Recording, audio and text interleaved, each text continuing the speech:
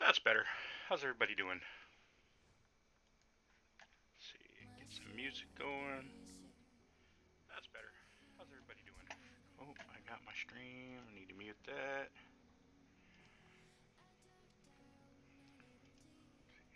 Close all these.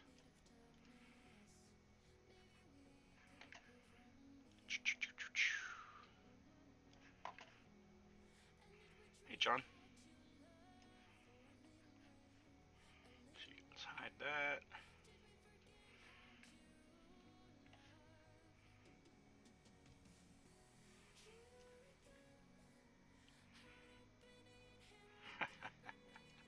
What's up, Graham?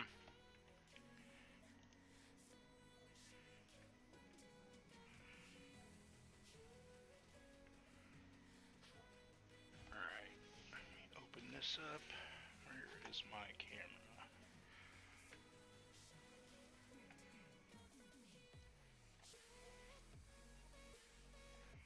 See if we can bring this over here. All my stuff is out of order. I'm having to reorganize everything. I haven't streamed in over a week. Okay, let's get this going.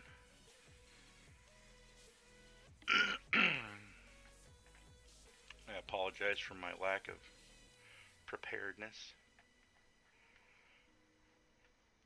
Let's swap these around.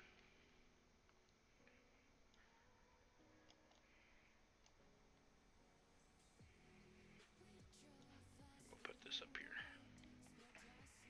What's up, Sprue and Glue? What's up, Dad, Graham, Plastic Monkey, John? How's everybody doing today?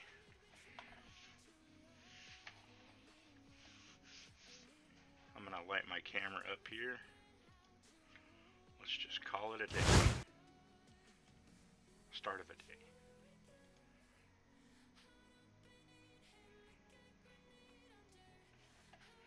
Alright. Oh, that's something I didn't do. I need to light this up. Go in here. Oops. Try that again. And then change the location of this file to documents, snip, artwork. Okay. That looks good. Save that. That way my little music album cover shows correctly. Close some other junk I got going here. Alright, I think I'm ready to go. How about that? How's everybody doing today? What's up, Dwayne? Glad to see you all. It's been so long since I streamed. Almost forgot how to do it. You lost your mojo? What'd you lose your mojo doing, John? How's it going, Frank? Hey, Sue.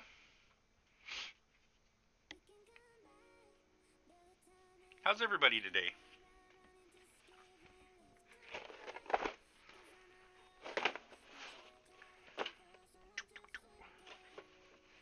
We're gonna do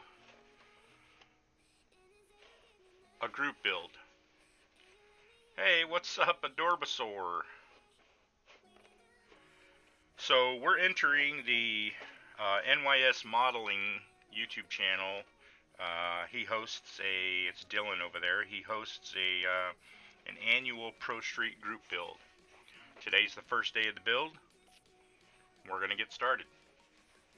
Thanks, Graham. I appreciate that. I hope you're well too. Set that there. Dig in, see what we got. Oh, I love the tires on this kit. They have the tread.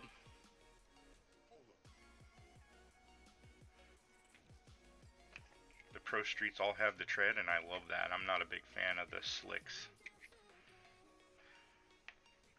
A little bit warped, though. We might have to do some tinkering with that.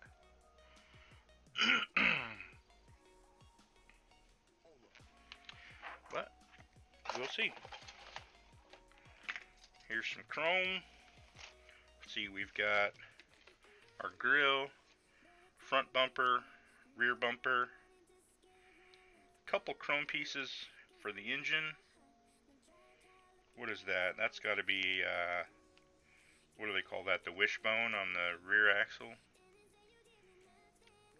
Not too much chrome. Not too much. Let's see, do we have clear? Okay, we got reds. We got reds, and we got clear. Any marks on those? Ah, they look pretty good.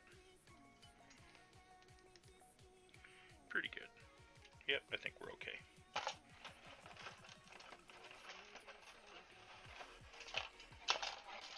Oh, Dad's doing a little bit of flirting there. Be careful, Sue.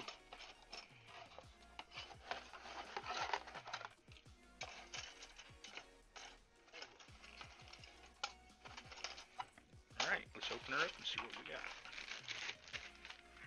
How's everybody doing today? Anybody working on anything?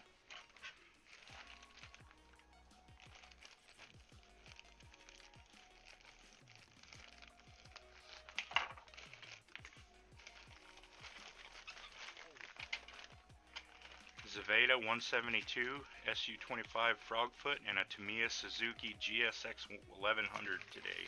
1100S. Nice. Is that a mail call? Did you get that in the mail? Or did you go to a local shop and pick those up? Or something like that. Man, look at the green on this. This is the coolest green. It's almost the same color as my pickup truck.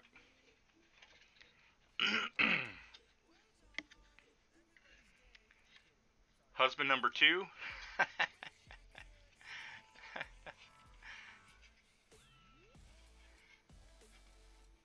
It's alright.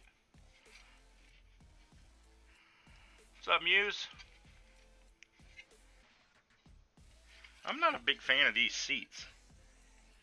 I suppose they're not I mean, they're not that bad, but they could use a little work. I like that we have door cards here. We can paint separately. You know what? Let me get a couple little baggies here. Get some parts together. All right, so we'll start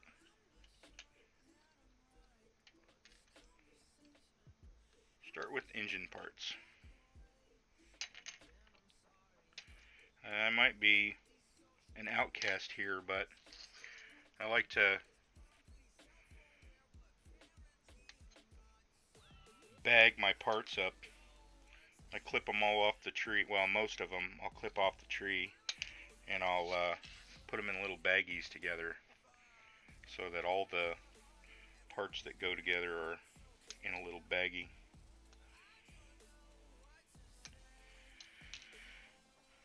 I don't do it so much for organization as I do just to keep the sprues from scratching things up in the box. See, that looks like a starter. Some radiator hoses. Guess we'll put those in the baggie too. There is a distributor, which we probably won't use. And what is that? That's part number 35. Let's take a look.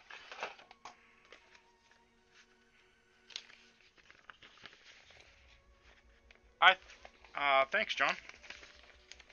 Appreciate that.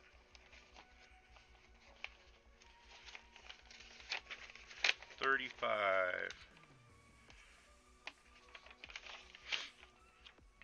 35 is the oil filter. Okay. Doesn't look like an oil filter, but who am I to doubt?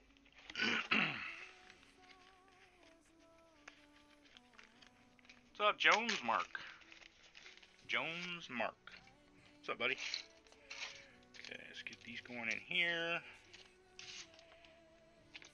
before we start losing parts. Man, this green is just the coolest green.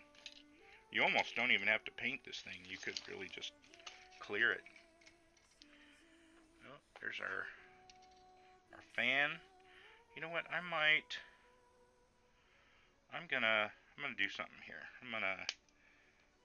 Because this fan is so fragile, what I'm gonna do is I'm gonna leave the box of sprue surrounding it. I'll just put it in that way, because those little fan blades look like they might just break right off if they get tweaked enough.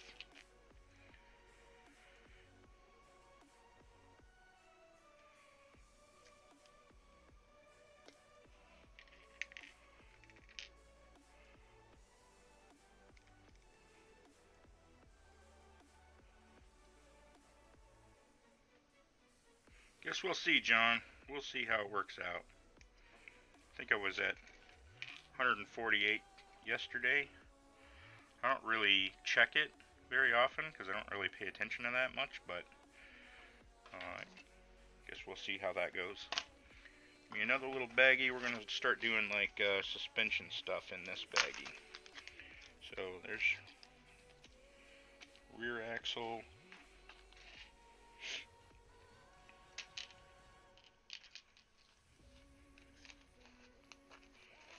Front cross member.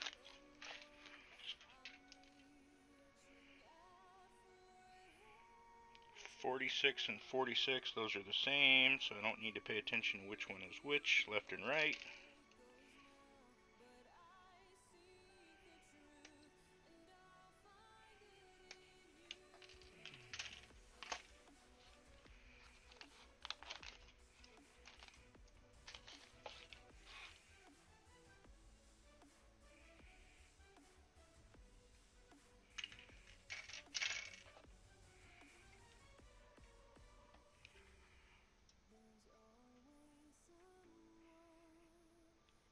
Happy Canada Day to my fellow Canucks. Today is Canada Day? Canada, can't even say it. Canada? Just kidding. Today's Canada Day? I didn't know that. Alright, this is roll cage interior stuff.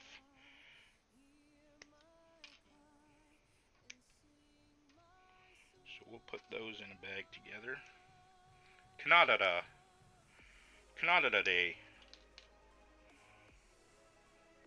This is the dash.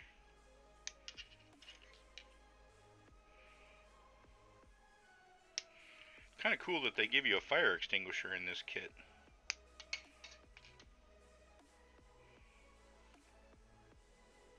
I don't even know what that is. That's this one here.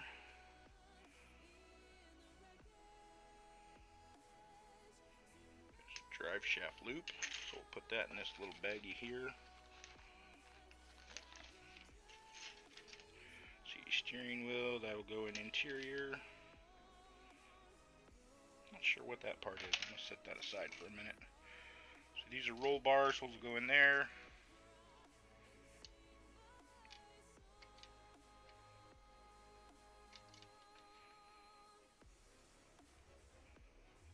I might scratch build some wheelie bars. Today's your July 4th? Nice. Ours is on Sunday. Sorry, I'm being a smartass.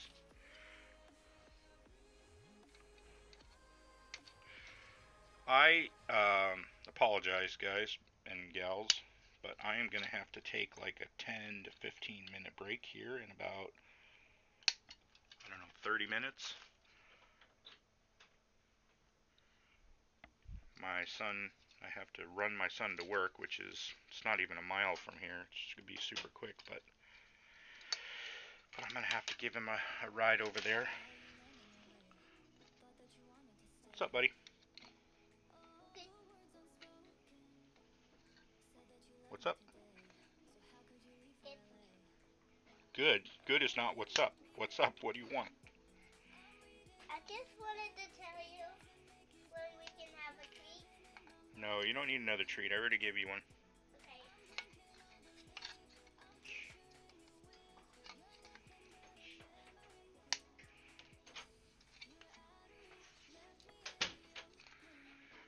Treats. We want treats, treats, treats. How about no?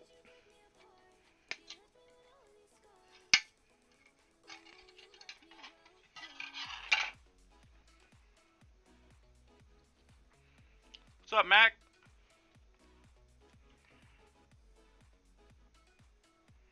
P.S. The ATST is done? What is ATST? Is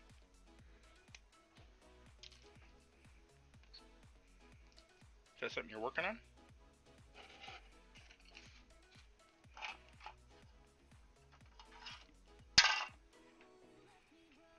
Did your shop card make it? I'm not.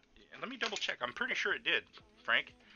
Matter of fact, I'm gonna be doing a shop card video here. Was gonna do it last week, but then I had my eye issue. Yep, I got it. Woohoo! I was gonna do a video last week, just showing off all the shop cards that people sent, and then I had the issue with my eye, and so I put it on hold. And I'll probably do that. Maybe I'll do it this afternoon, or maybe I'll do it tomorrow. But I want to do just a quick little video, just giving a shout out to everybody who sent me a shop card. Thank you, by the way. I loved it. Appreciate the comment on the back as well. I sent my shop cards out, and I didn't even think about writing on the back, you know. And then I get shop cards from everybody else, and they're all smart. They all write on the back. So now I feel like a boob. Star Wars character? Oh, I know which ATST. Okay. Is that the ATST? Is that the Snow Walker? They call it the Snow Walker, I think. Am I wrong?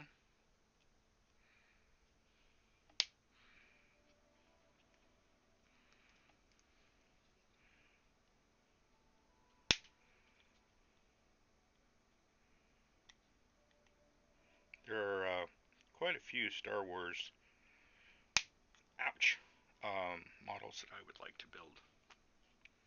The two-legged one. Okay, I thought that was called the AT-AT. Maybe I'm mixing them up. The two-legged one with like the body on the top that has the guns. They use it to open the door on the whatever that planet is when they're trying to break into the one with the little furry dudes. I forget what they're called. I know I'm butchering that.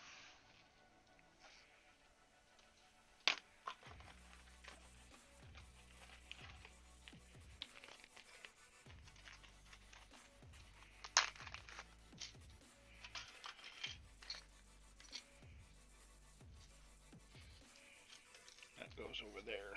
Let's see, these are roll bars. They'll go in here. Interior. Interior.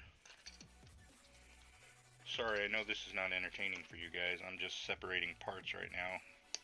And we'll get started on building stuff.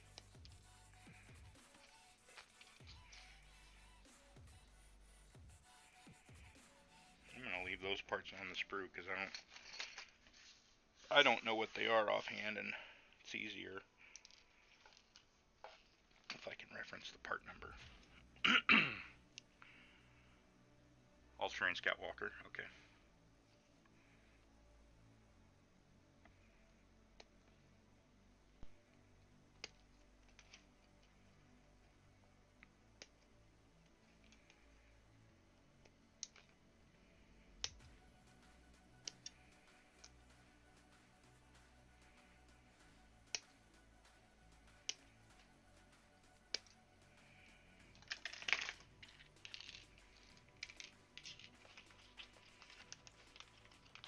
indoor with the little furry guys.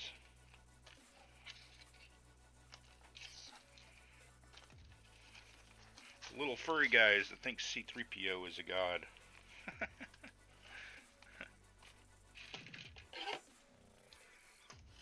Ooh, engine parts.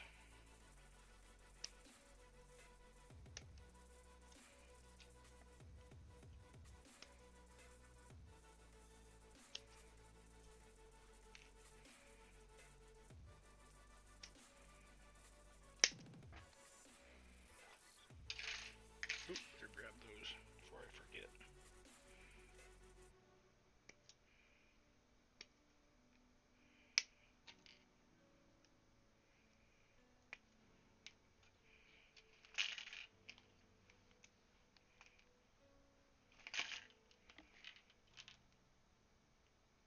Ewoks, there you go.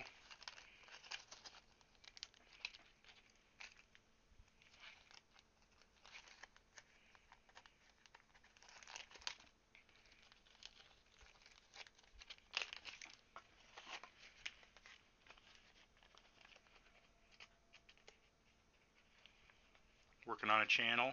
There'll be pics on the usual channel. It's the Bandit kit.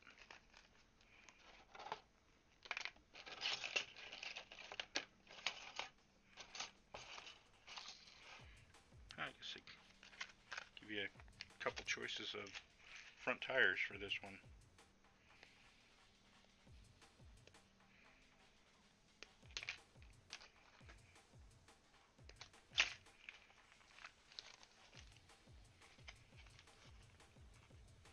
What's up, Stratus?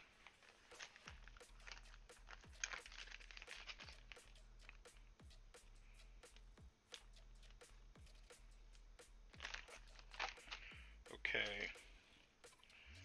That sprue is done. Let's see, this is part number 126. No, just 26. Let's see what that is. Oh, I think I see what it is. Yep, cross member. Oh, it is 126. Okay.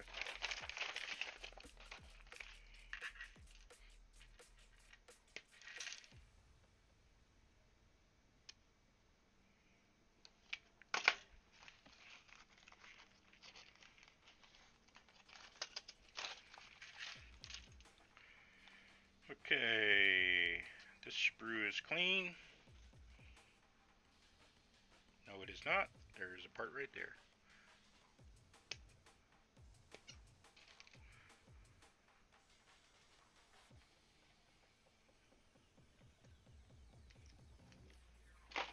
Beat it.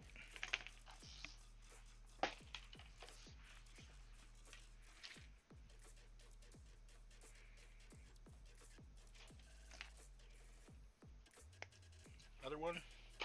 Clean. This looks like roll bar stuff, so this is going to go inside.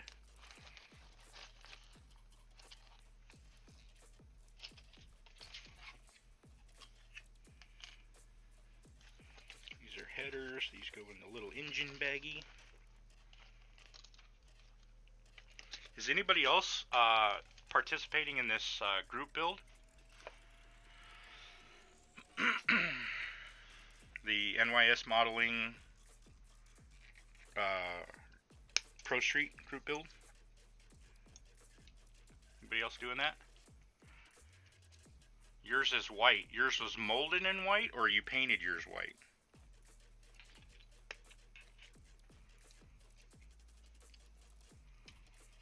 You're working on a different kind of build, a novel, your own version of a Dracula that's historical fiction. Sounds interesting to me.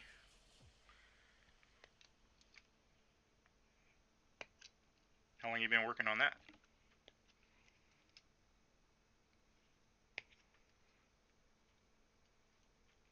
Nope, used to. Used to what?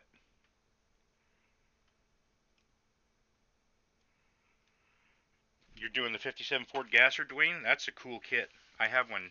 I've been thinking about building.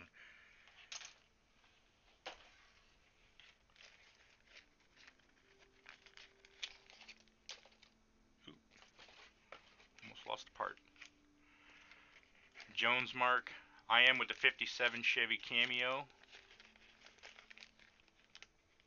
You're heading back to the bench to work on it? Well, good luck. Good luck on the build. I look forward to seeing the results there.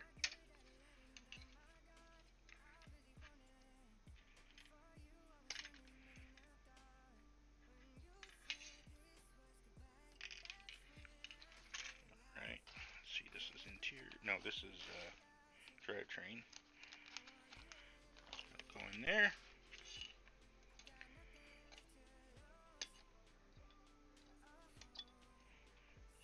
I like this kit. I mean, so far I like everything I'm seeing about it. It's got really nice little detail everywhere.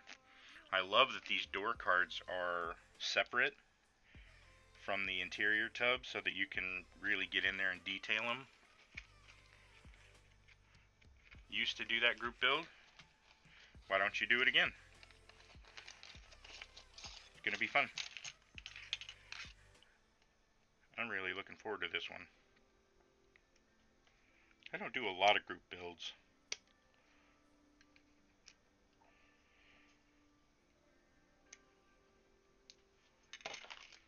This one I'm all about though. I really like the drag stuff. On and off for about 6 months. Getting hardcore into it now. Well, good luck. Hopefully the creative juices continue to flow for you.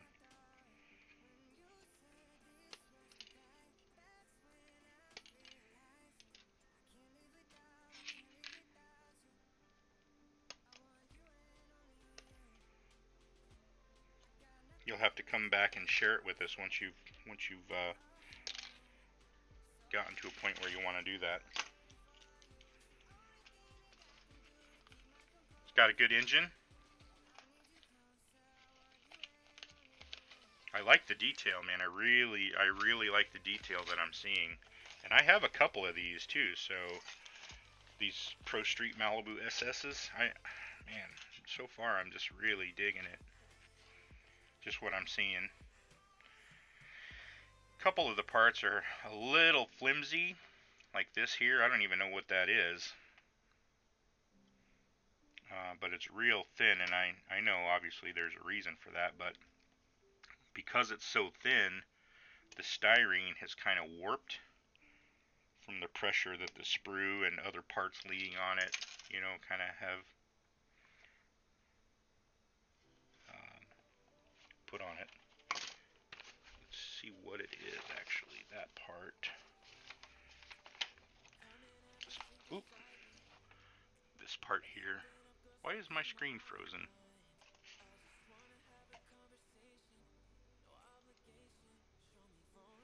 Alright. This part here.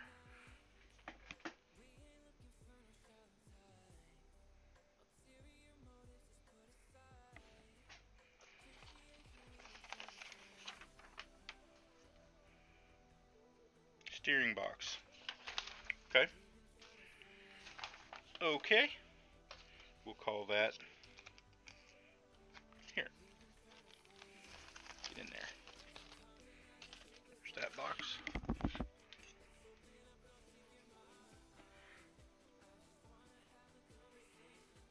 It is a Revell kit.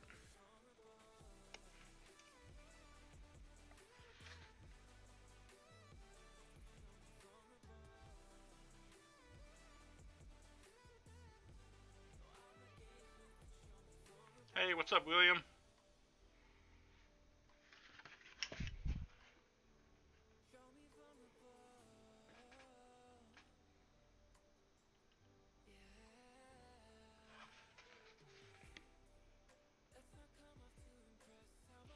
So I'm gonna make some adjustments. I'm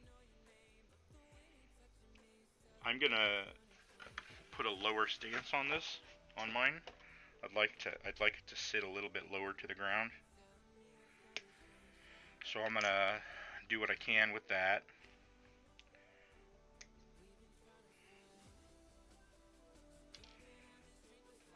Let's see if this will go. Engine bay.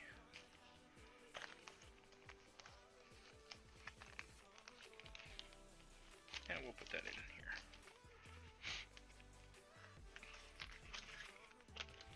Sprue and Glue says, how's the plane coming, William? All right, this sprue looks like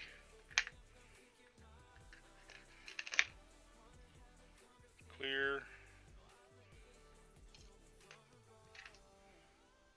clear, trash. All right, this goes in the interior.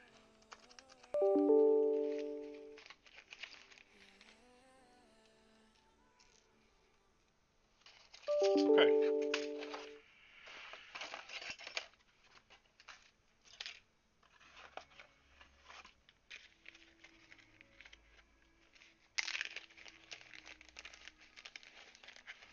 Acme, are you looking for one of these kits?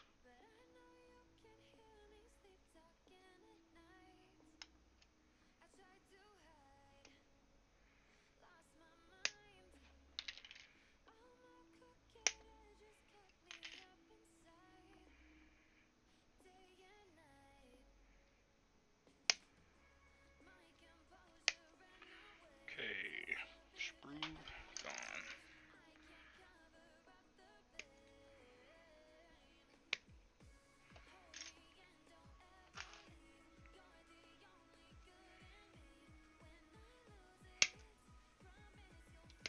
I really don't like it when the sprue attachment points are right on the face of chrome parts. So irritating. I wish they would have had a little bit more forethought in that, so that the face of the chrome isn't so affected by cutting the part off the sprue. It's like one of my biggest pet peeves about some of these kits.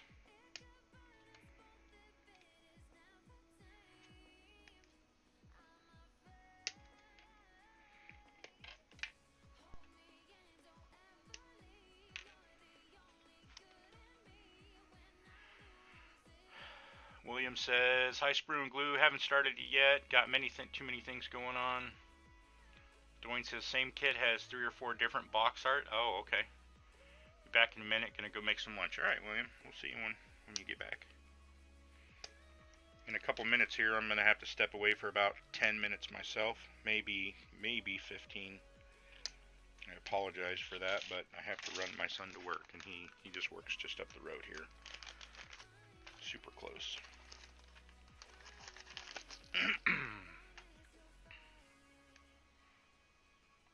Sometime in the next 15 minutes, I'm sure my son will walk in ready to go.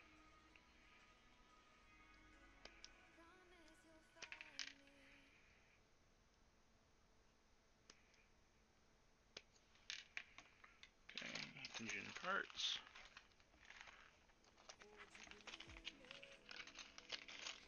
AMT had a Pro Street Chevelle. I would like to build that. That sounds like a good build to me.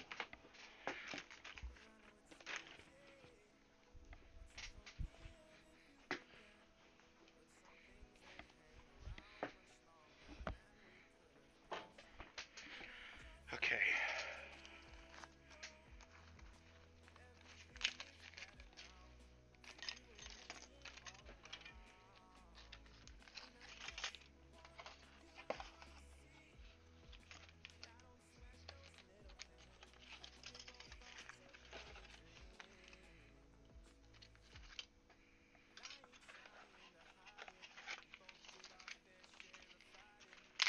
Put the clears in their own little baggie after I cut these little nubs off.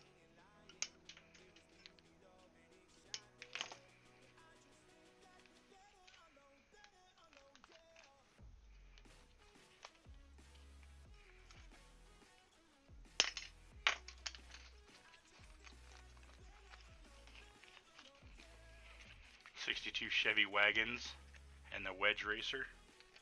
Nice. Well, that was kind of him.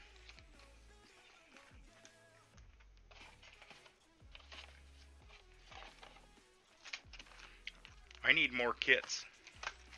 I'll have to ask him to send me something. Just kidding. Just kidding. Ooh, there's our stick shift right there. Our shifter handle knob. Shifter handle knob. It's a technical term I just invented. It's a shifter handle knob. Okay.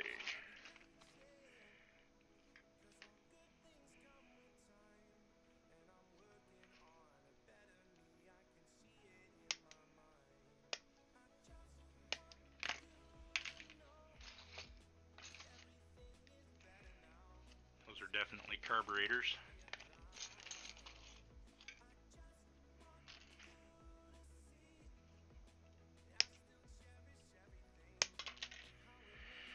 Alright.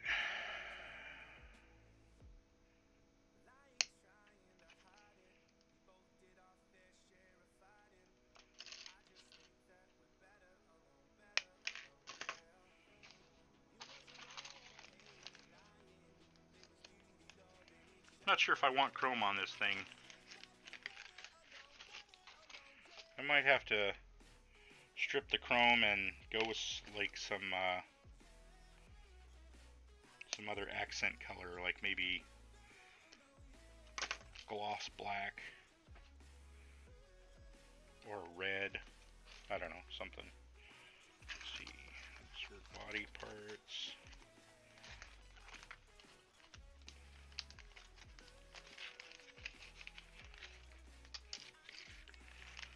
See his cat, that thing is pretty good. Yeah, I mean, you were there, John. He showed us the pictures.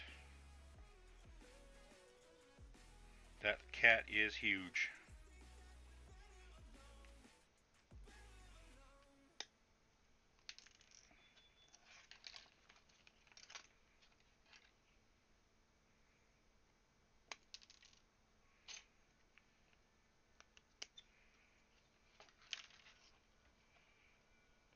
I think those are license plates.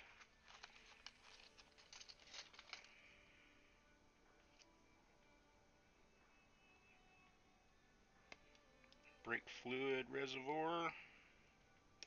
Let's get that in engine parts, engine compartment bag. See, that sprue is empty, trash. Sprue, empty, trash.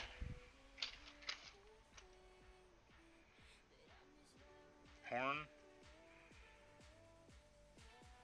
This is body panel, or trim. So that'll go in here.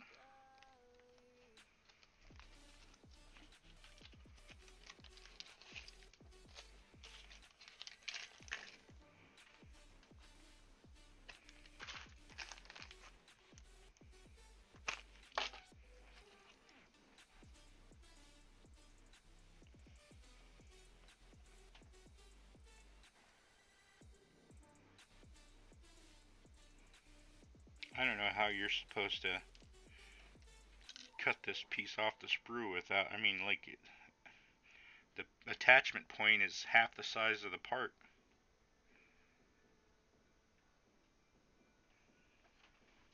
Unfortunately. Which big rigs? Like the Scanias? Are you looking for just a truck, or are you looking at like a truck trailer set? What is that?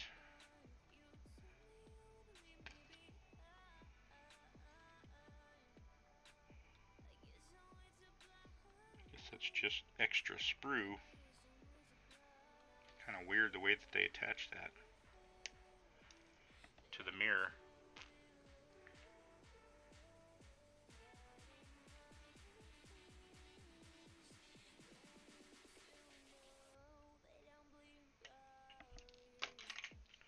Okay.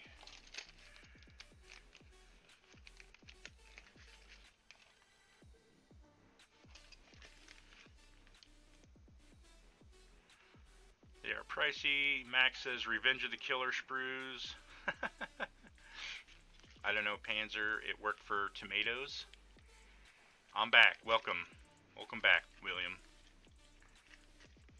The Alaska Big Rig, even the Pro Stars are, well, yeah, the Pro Stars are pricey, but they're pretty much, I don't know, I would call them like maybe cream of the crop when it comes to big rig kits, because the molds on those things are amazing. Interior parts, that'll be this one.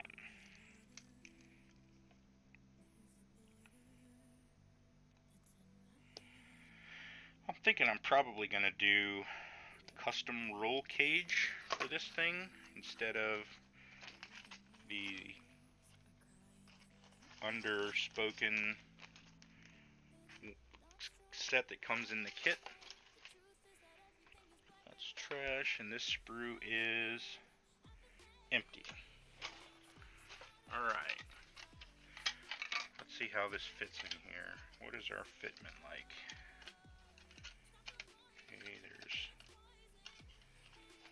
mounting holes here, but there's a little bit of sprue injection pin molding. I mean, that is almost in the way of this mate. I'm going to have to clean that up just a little bit.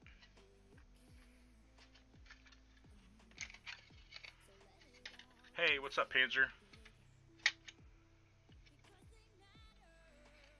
And this, I like, man, the detail on this kit is just great. I love it.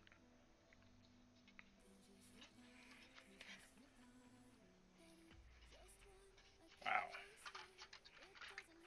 Really impressed. Makes me want to crack open a couple of these other Pro Street kits that I have. Okay. So, the only thing that's disappointing is I am not going to have a lot of room for adjusting the suspension on this one like I wanted to. I wanted to bring the ride height down just a little bit, but it doesn't look like I'm going to have room for that.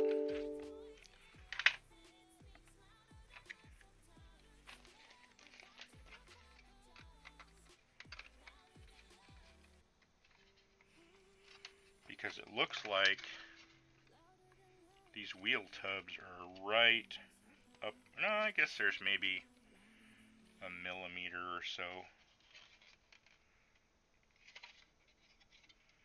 I could trim some of that rear deck lid that doesn't need to be there, and then raise the wheel tubs like maybe 2 millimeters. See if you can see in there. Oh, hold on. So there's just a little bit of room in there. I want to raise those wheel tubs up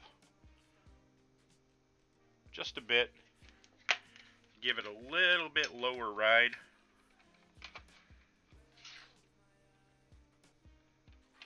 Let me see what it would look like. I'll pull this out. Well, let me put this in here without the interior tub first. Does it? Fits a lot of cars.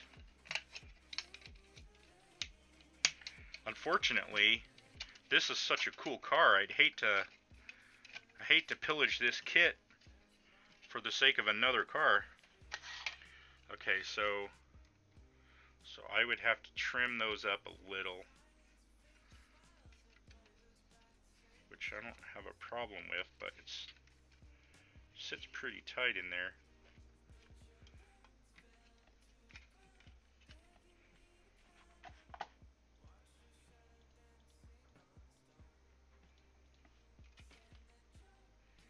Yeah, there's quite a bit of space in there. I don't know if you can see that.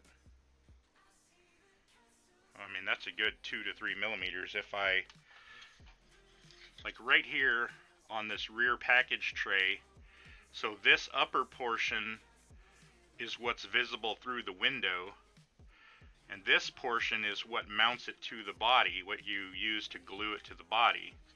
So I'll just have to, I'll trim this lower lip off to give myself a little bit more clearance there. Then I can push those wheel tubs up a little bit, and we'll bring the rear end down maybe a millimeter or two, hopefully two.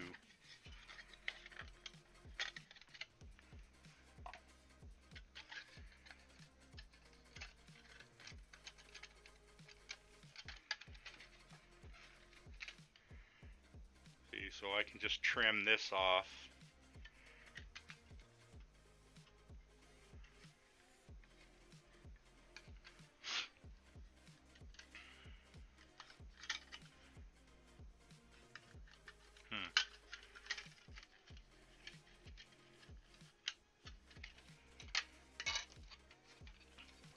So I think if I separate this right here at the corner, then I can bring this portion up just a tiny little bit. I can fill it in with some styrene. Remove the interior floor.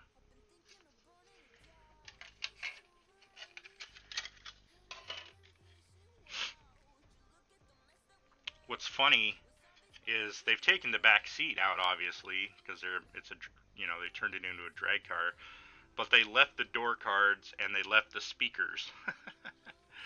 Later, Frank. Thanks for hanging out. You ready to go? Yeah. All right, guys. I need to step away for about 10 minutes. I will be back. I'm gonna put it on an intermission screen, and I will be back as quickly as I can.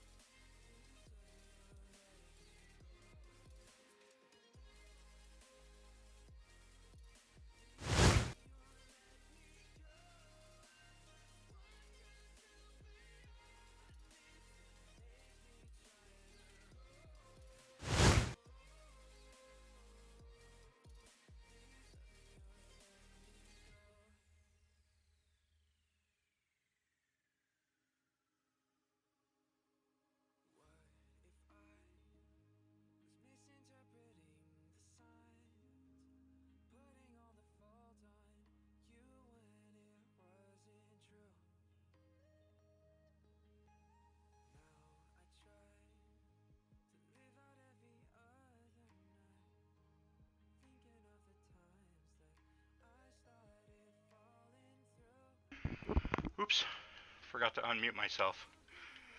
I'm back. Thanks for being patient with me. Sorry about that.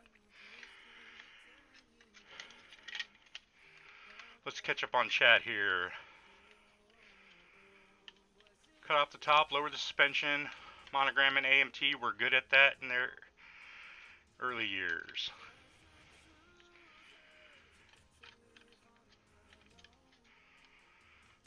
John does that to some of the lowriders. Panzer says, hello, Ice Queen. Sprue and Glue. Says Panzer is Harry Plopper.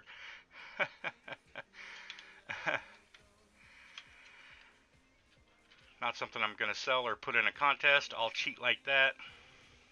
If it's not. Methinks you're getting me confused with Dad. Sue says because he lives in the cupboard under the stairs. Behind the Hoover, right?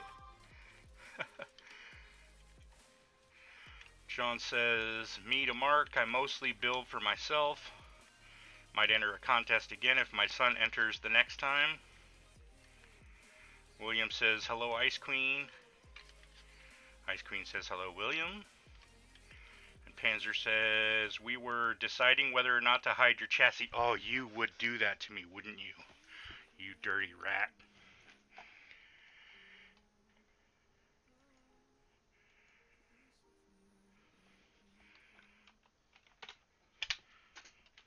Alright. Oops. Wrong button. Now, I don't know. There's.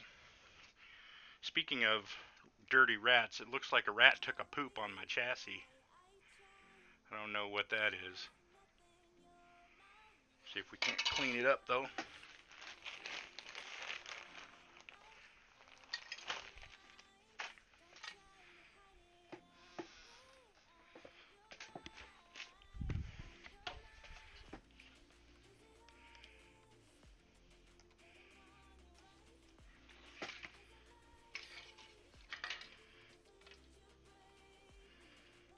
Oh, it comes right off.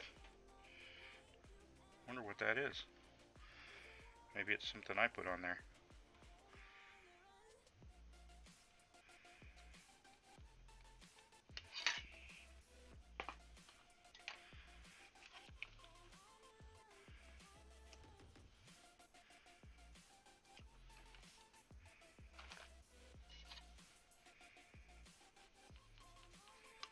Yeah, that came right off. I thought it looked like it was sticky, like, you know, if you leave a drip of soda on a table for too long and it dries up and hardens into like a really sticky little paste. That's what it looked like. But it came right off. Okay. So be it.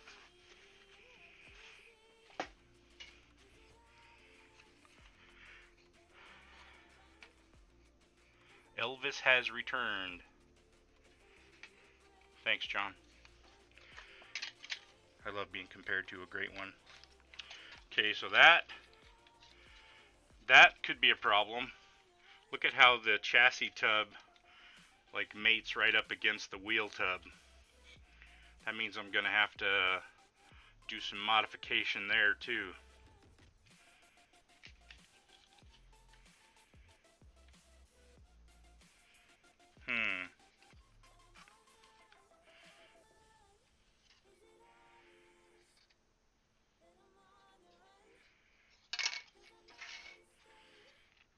So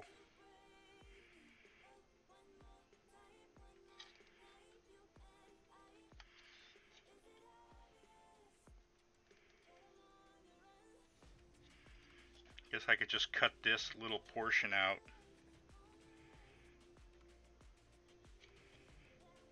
And then remold it once I'm done.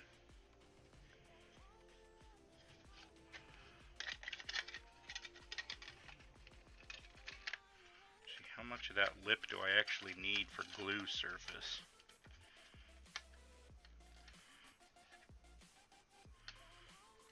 Not much, really. I mean, actually, it also is going to glue right up here in the front. So I could get away with just gluing it here.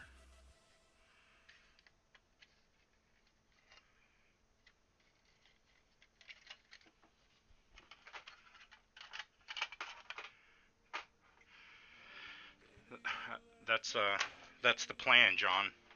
Separate the tubs and then readjust.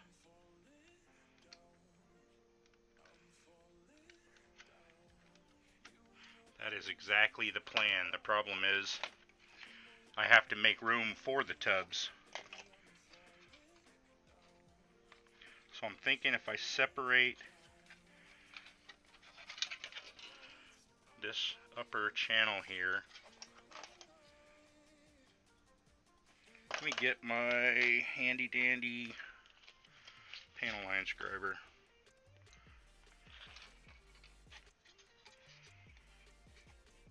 Multitasking? What's that?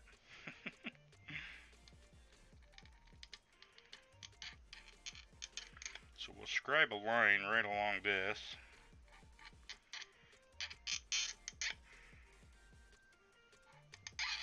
And we'll level it after.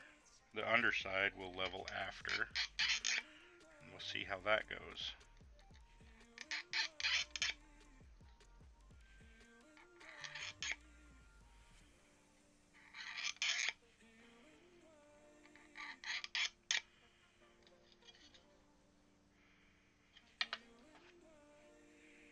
I don't need to make this too deep. I just want to make it deep enough that when I flex the styrene or the plastic, it's got like a little place to start the break.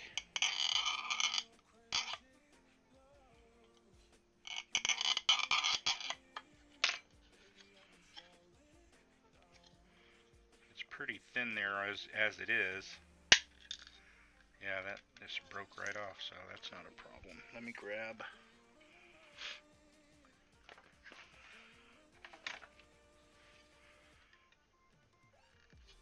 Just want to try to put even pressure across the whole edge there.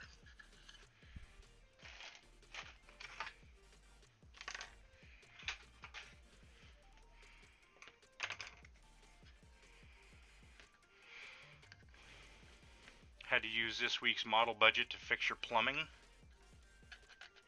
That's no good. Listen, you can always go to the toilet down at the corner store.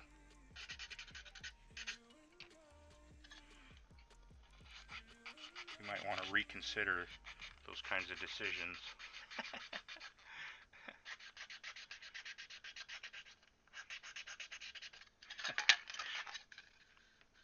Okay, so now there's just the tiniest little lip right here. Let me see if I can show that. See how there's like a little lip there? So what I'll do is I'll level it across the bottom edge. But let's see how much room we actually made there.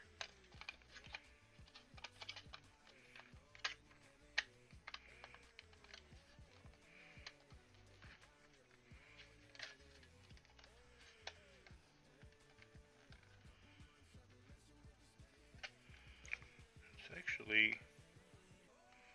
helpful. Yeah, that'll work. See if we can't level that out a little.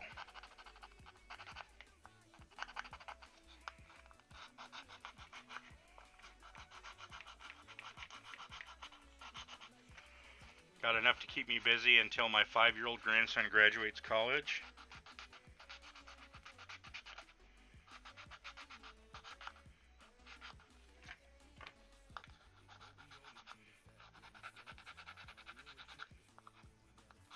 Yeah, I'm with you there. I have more kits than I'll ever build.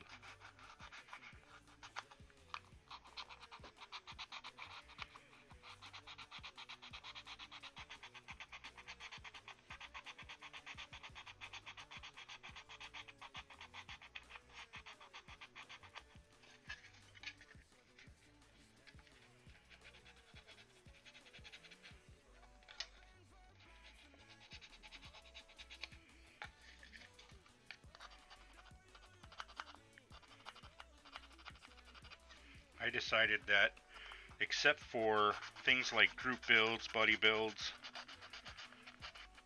I'm gonna start focusing on old projects, start wrapping up as many of these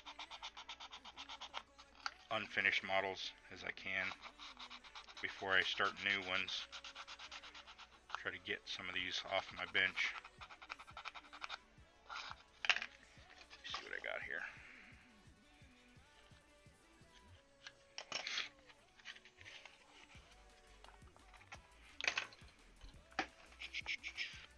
You know, give me some of this 320.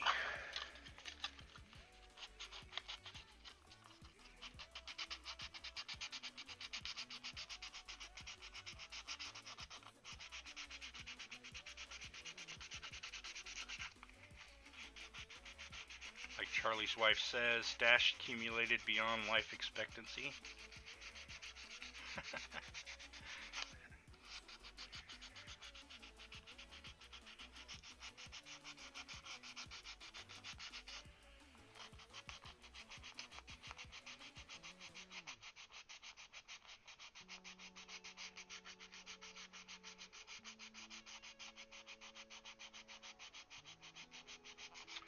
Terry's back in the ER? That's no good. That poor guy, man.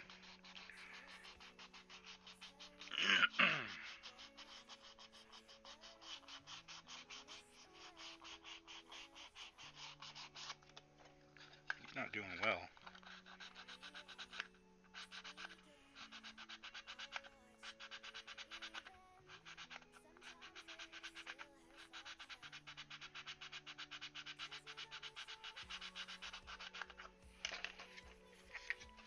See how that looks in there.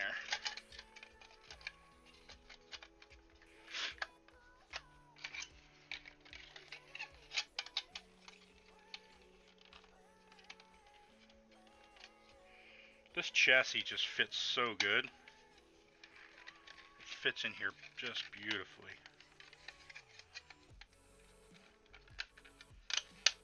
Man, this is a very well designed kit. Alright, so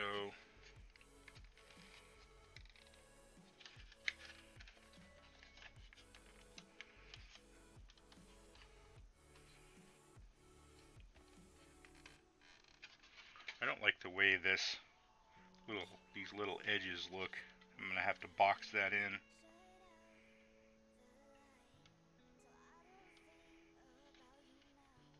Doesn't look right. See how much room we have now. There's my little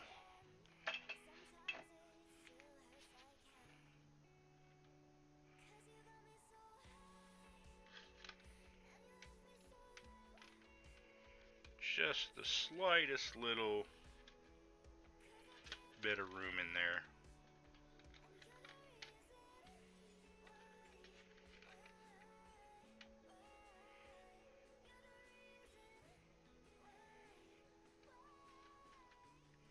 I think we can make that work. I should look at the suspension though.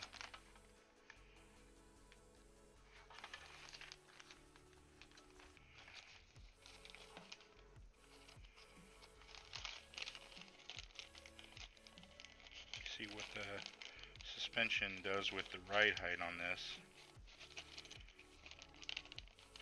Okay, come on, get out of there.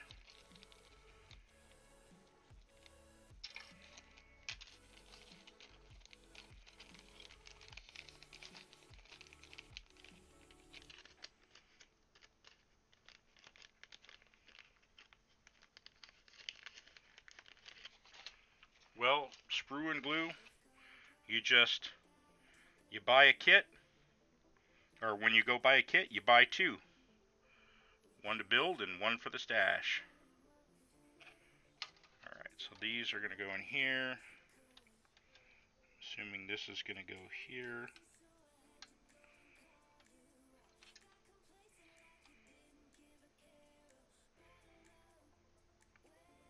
These are going to mount here.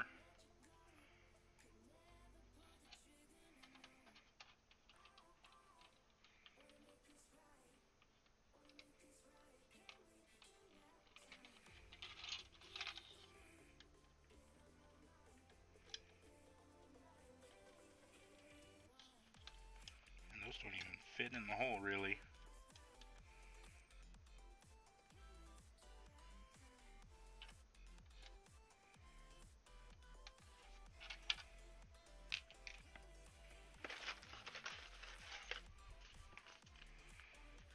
Once you're done with this bike, you won't build another one for 20 years.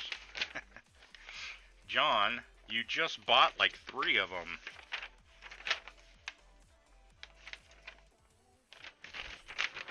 You should have built the first one before you started thinking about building another one. Okay, so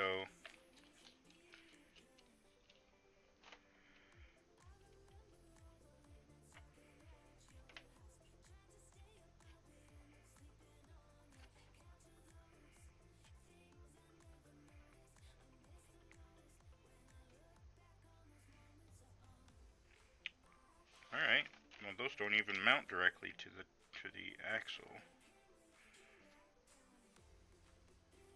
Guess they mount like that.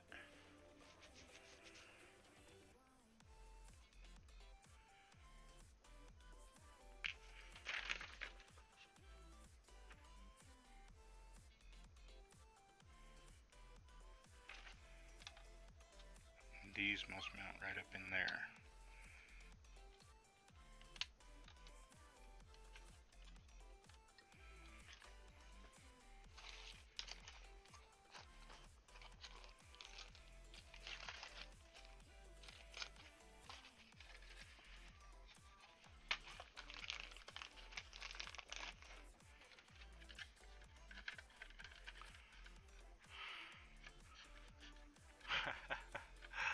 Sprue and glue, I might be able to help with that. We can talk later.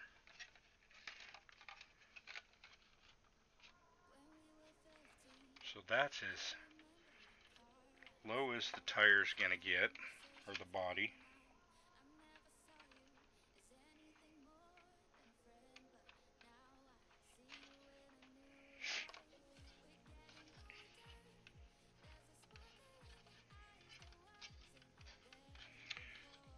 You know, one unfortunate thing is that the door cards don't match the doors as far as like where the line is. It'd be really nice if you could use the door card to make the inner door panel on an opening door, but they don't line up.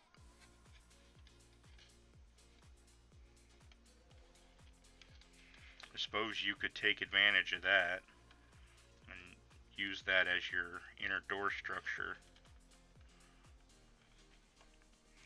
but I don't think I'm interested in opening the doors on this. A little bit more than I want to commit to for my first group build. Be my luck, I never even finished the thing. So it definitely sits a lot lower without the wheel tubs. Let's see how it sits.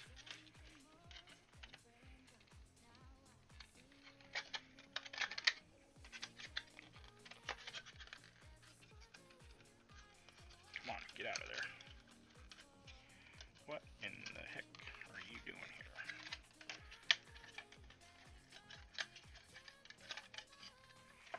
Okay.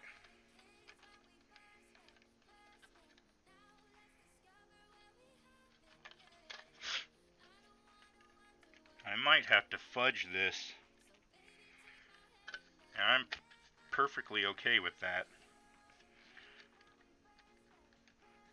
What I'll do is I'll fudge the wheel tubs so that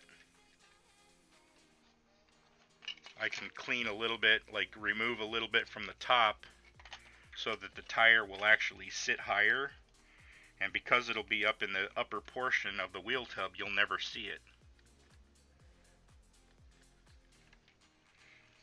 And that'll give me the ride height that I want. It looks like it will anyway.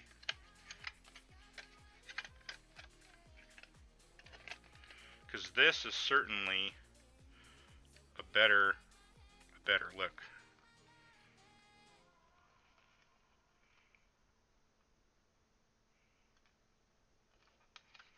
To me, that just looks better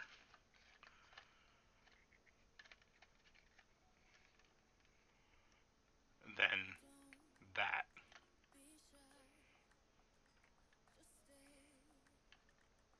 I just like the lower look.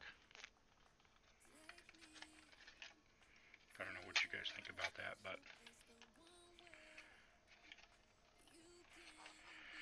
let me see what that's going to mean. Another thing I could do is I could take the whole wheel tub section off of the chassis, use it on another build, and scratch build my own.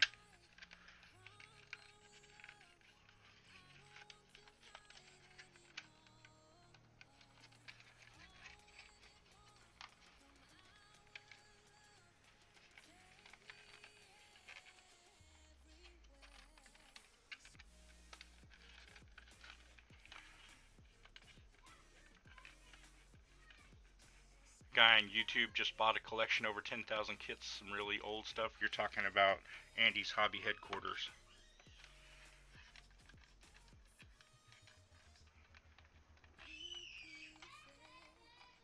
Andy's Hobby Headquarters.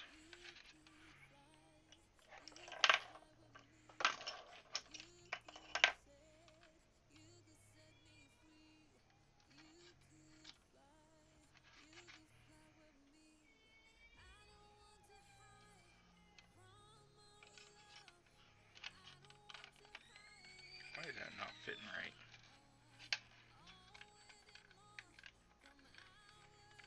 See, that looks okay right there.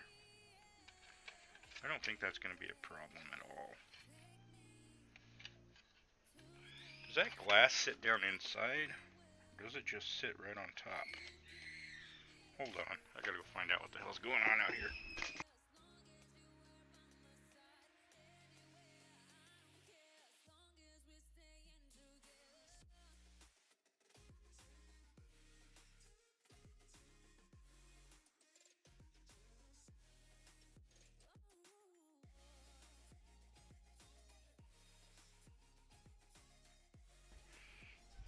Wow. Sorry about that.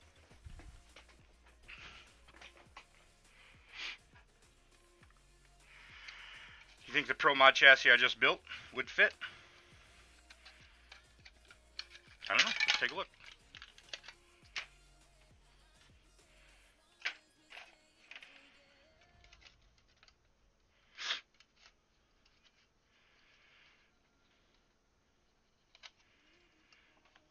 It'd need a little trimming.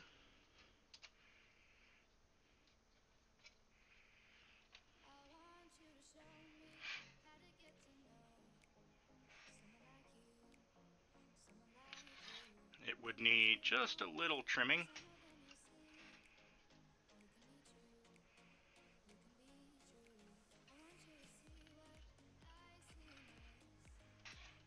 Maybe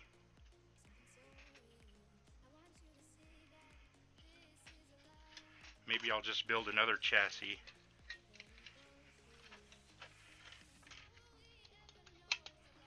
for this.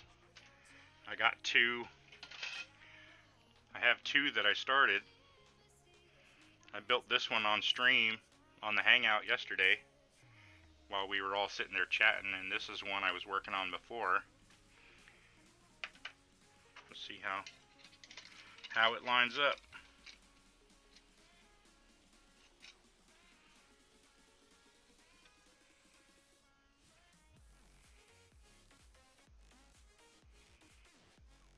Looks pretty darn good to me.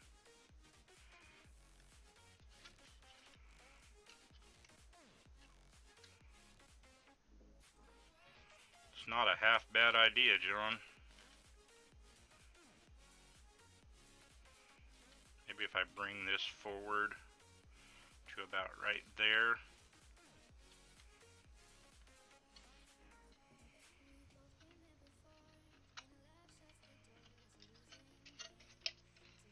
Well, shit, now you got me thinking.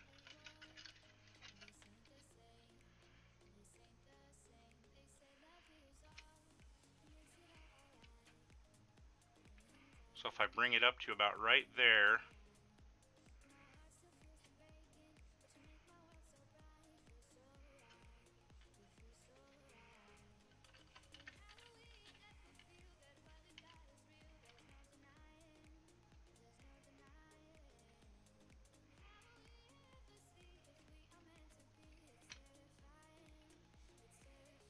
I am really liking this idea. Damn it, John.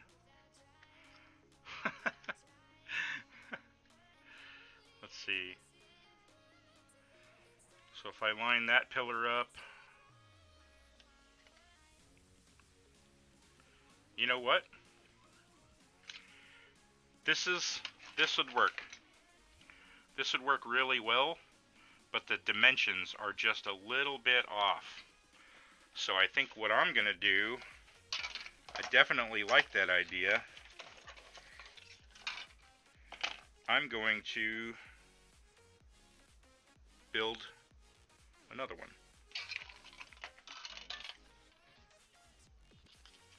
So let's get going on that.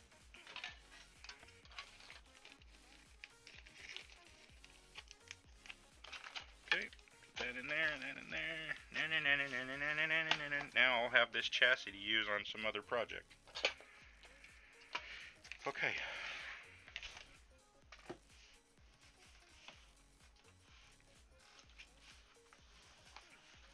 John, the constant troublemaker.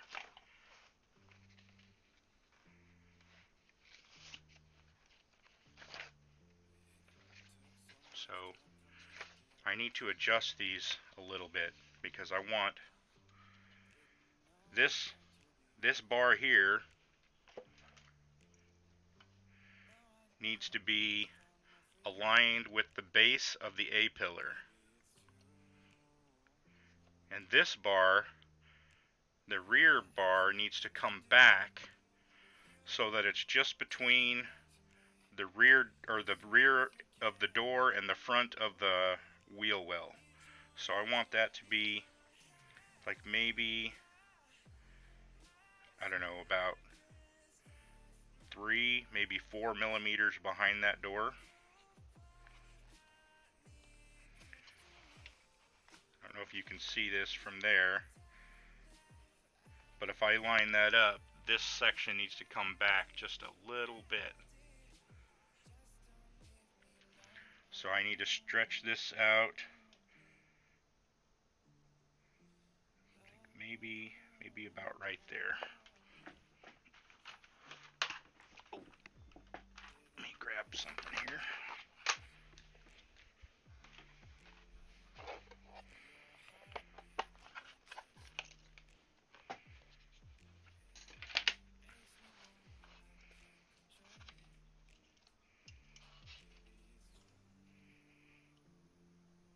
Wow, that's a bigger gap than I thought it was.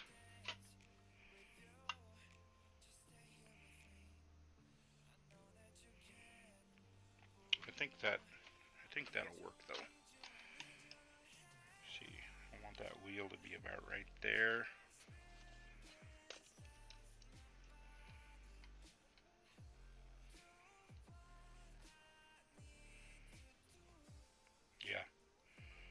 Yeah, that'll be just fine.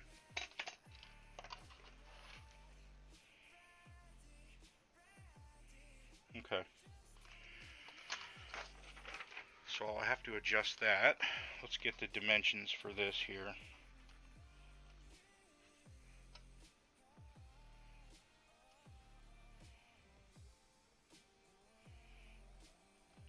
We're going to call this right here.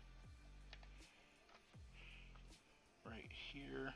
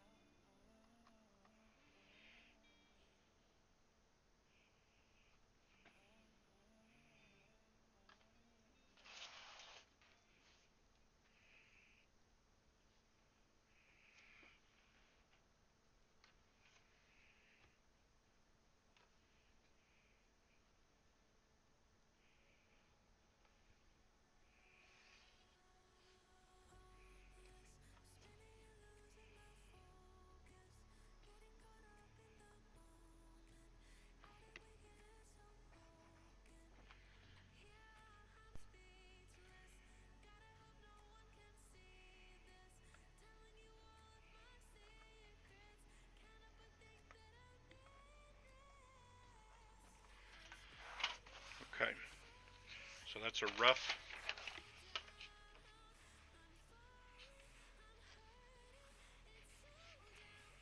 Yes, John is a constant troublemaker. It's a handy tool to have. You have the same one? Oh, the caliper? Yeah, it's pretty nice. Very useful. Alright, so here's what I'm going to do.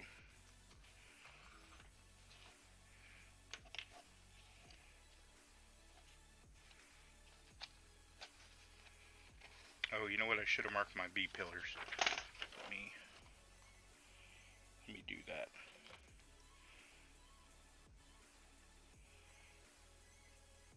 Or A pillar, I mean. Not my B pillar, my A pillar. So I want my A pillar right there. And right there. And then I want my B pillar to be right there.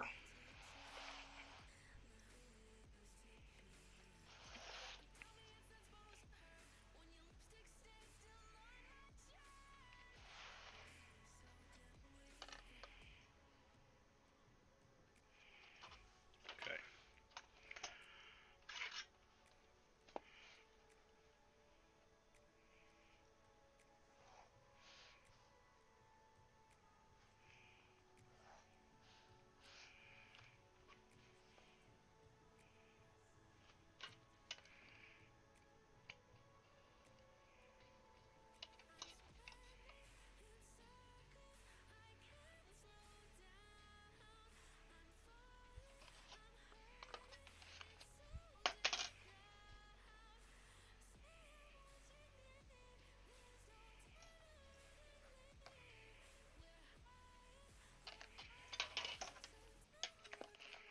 My rear wheel center line should be about right there.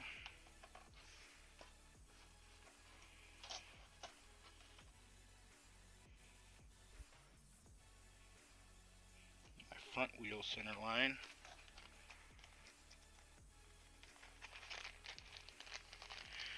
I've had this caliper for, I don't know, a couple years now. And I haven't had to change the batteries yet, but I don't use it a whole lot.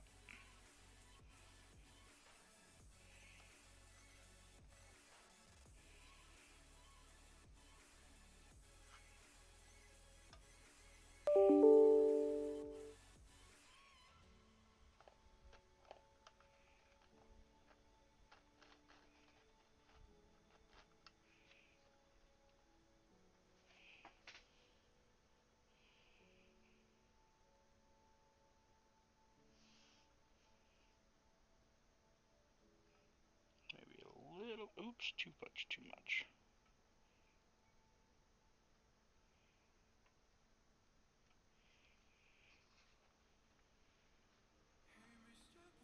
My front wheel center line looks good about right.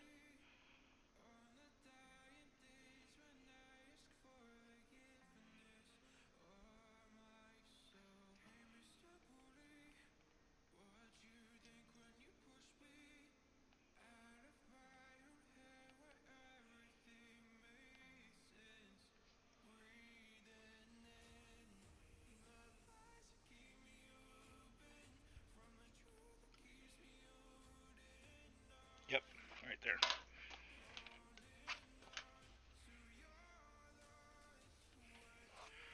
Okay.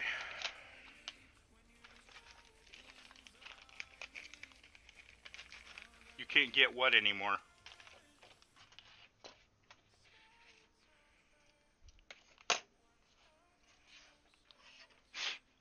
Digital calipers are always running.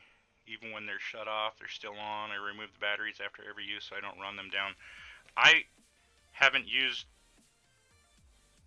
this thing in except maybe like 3 or 4 times in the last 2 years, and I have never replaced the battery in it. This is Hornady. I actually bought these at a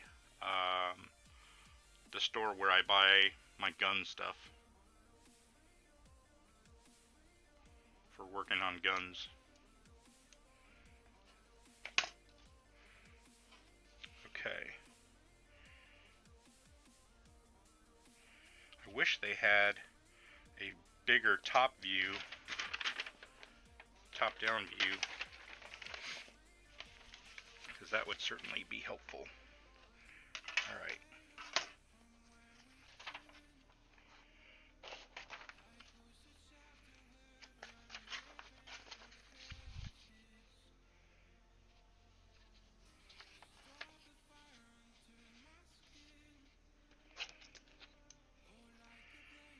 So from my B pillar, or my A, excuse me, I keep saying that, my A pillar to my front wheel center line is, looks like about 30 millimeters, and I need to bring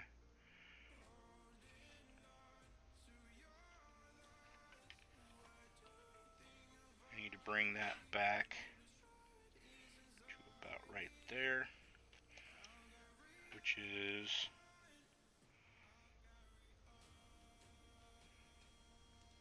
about 6, right about 6 millimeters. Okay. Later, Muse.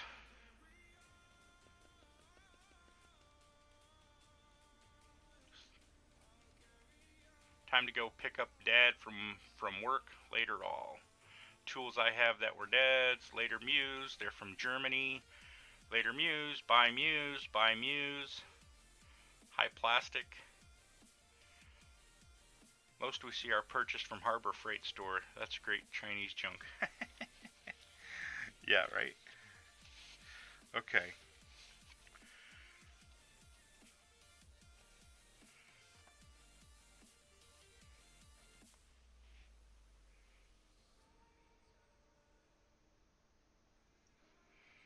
So I need to shorten that by about 6 millimeters. What does my back half look like? Let me do this first. Let me center line on that.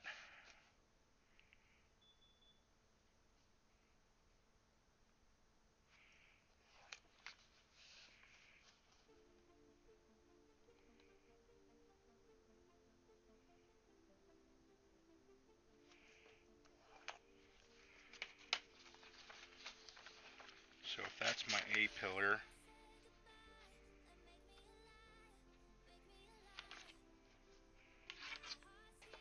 I need to bring that back to about there.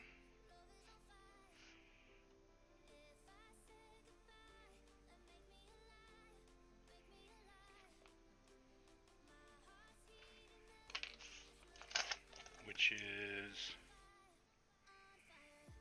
also 6 millimeters.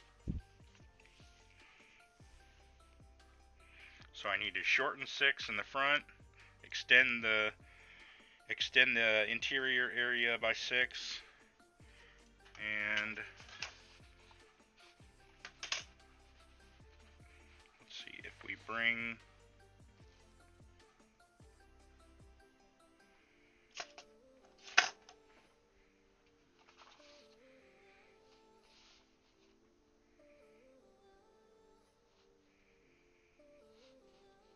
I don't know, maybe somewhere around here. Bring the end of the chassis.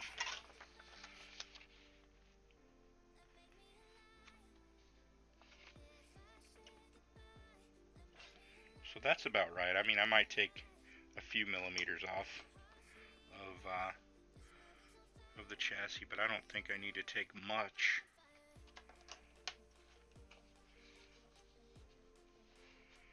Okay.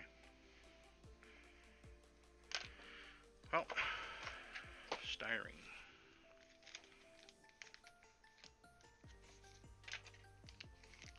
Let's do it.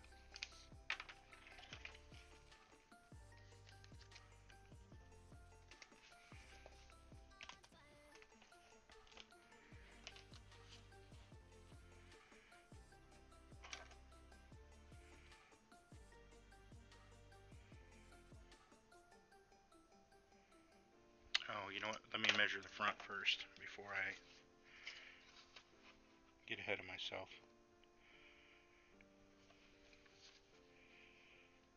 So I'm going to want to bring right up to the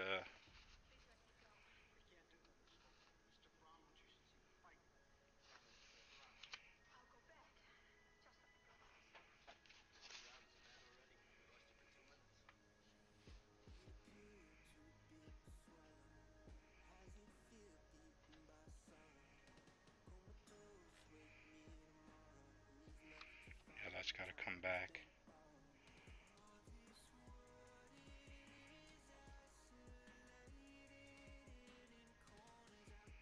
So I need to bring that back to the base of. I'm going to leave those long, and then what I'll do is I'm going to leave these rails long, and then I'll cut them off later.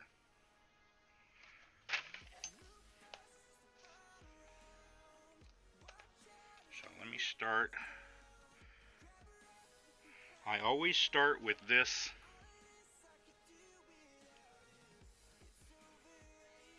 cross member here.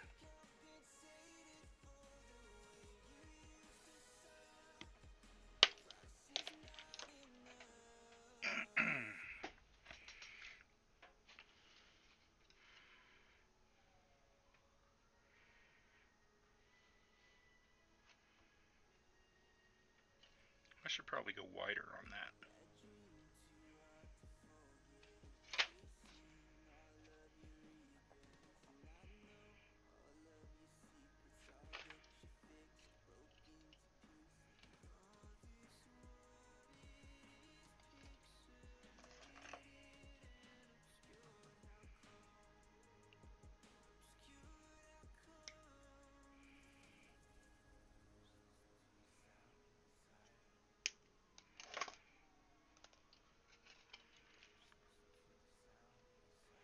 Yeah, I like that better. Yeah, sure. I can zoom the camera in.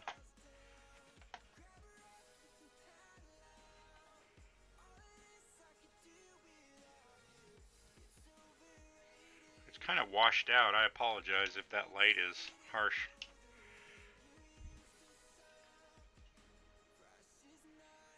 Let me see. Maybe I can turn the overhead on. See if that helps.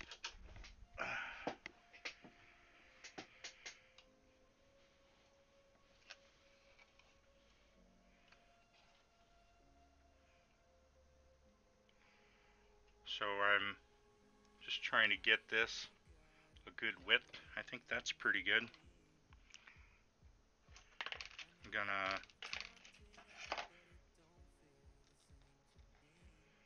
just make sure this is nice and straight.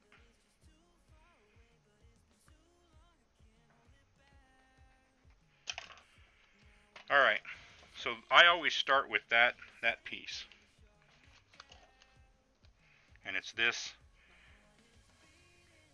I would call the foundation piece of this chassis. It's at the back of the interior compartment, in front of the rear wheels, at the bottom of the car, and everything else sort of hinges around it. So we're going to put that right here. This is our driver's side chassis rail.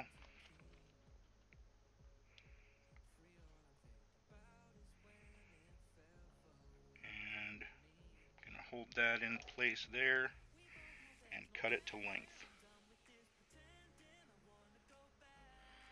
Just give it a little roll while I put pressure on the blade. Give it a nice cut. And I want 2 of those.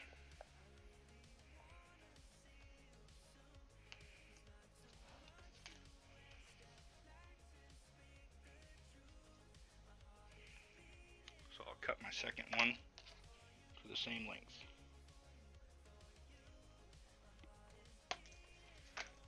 Okay. those three pieces. Go there.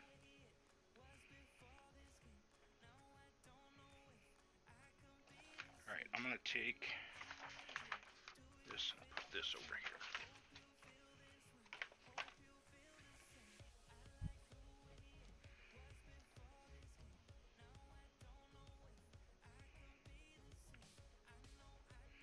Alright, so those will go there. Now I need 1, 2. Now, what have I been doing? I've only been doing 2. My first couple chassis I used 3 cross members, but this time I'm only going to do 2. I moved to a 2 cross member system.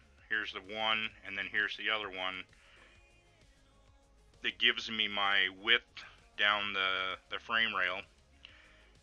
I switched to that because of a lot of reference photos that I found that showed the placement of those. So what I'm going to do here is just give me the width on one of those.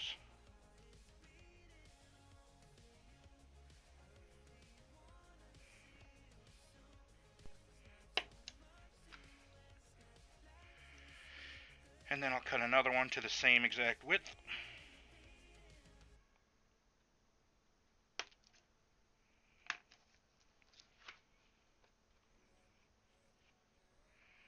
And just to make sure they are absolutely the same, I try to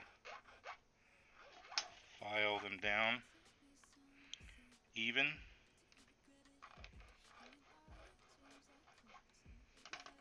Give me a nice little edge to glue.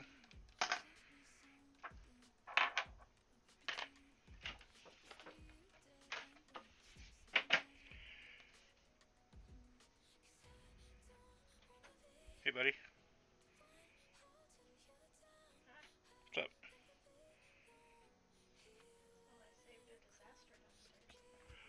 What's that?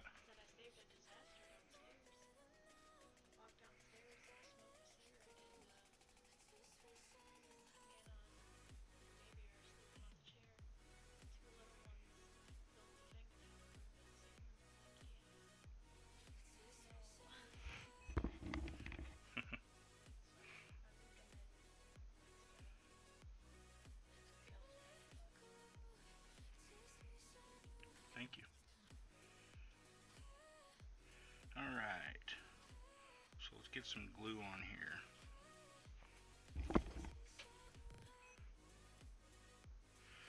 Now I'm dropping parts.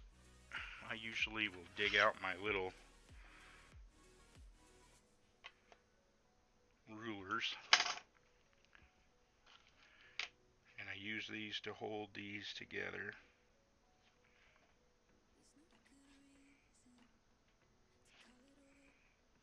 Oops, get in there. Now, the fact that I made sure that those were the same width helps me to make sure that the frame rails are straight.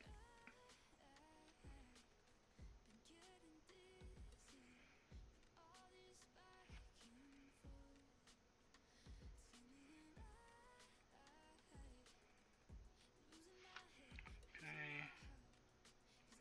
Come on. Get in there. Sometimes this is a titty bit finicky. I'm just trying to get these as straight as I possibly can because I'm about to put some glue on there.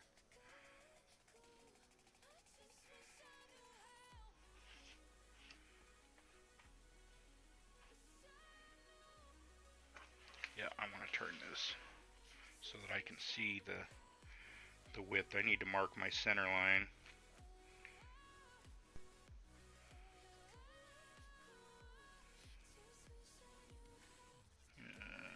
Okay.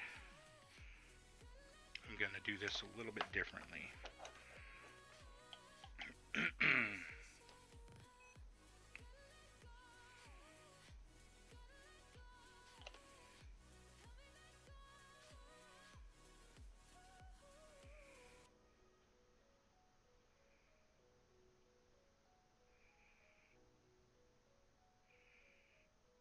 just hold this for about 20 seconds.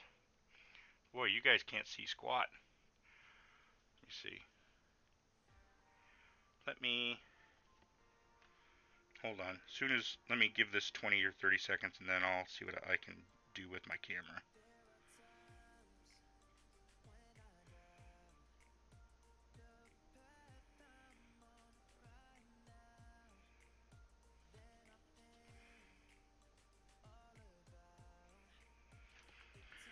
Okay. Let me see.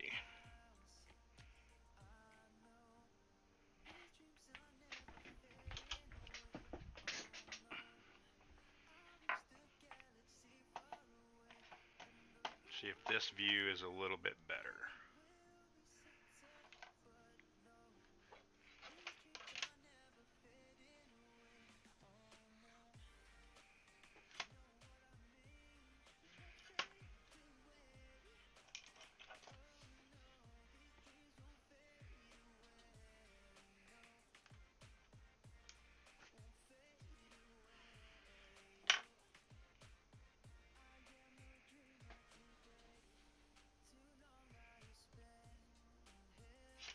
Alright.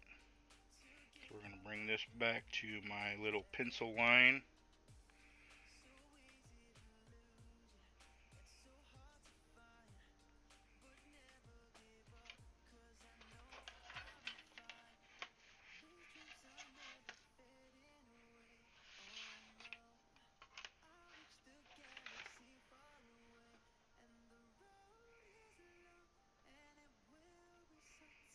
And I'm just using these rulers to hold my styrene straight. I'm not using them to put pressure, like a gluing pressure. It's not clamping pressure. It's literally just to keep them from rolling around. So I'm having to be very gentle with it. And I'm actually I am gonna do this. I'm gonna put just a little bit of weight pressing down on the styrene, just so that I can get my little glue joint right. So I just put a little drop of glue there. This is the ultra thin, so it'll wick right in there. It sticks to the paper just a little bit, but if you're gentle, you can separate it with no problem. So I'm going to give that about 20 or 30 seconds. And then what I'll do is I'll glue the crossbars.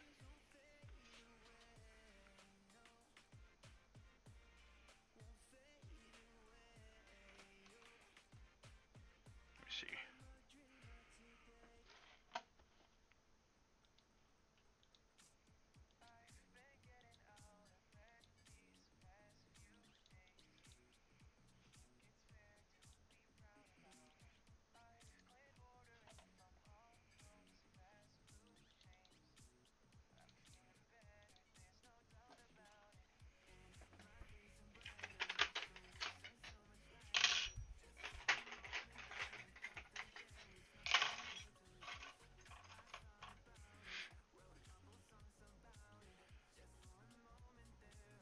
And this doesn't have to be super precise.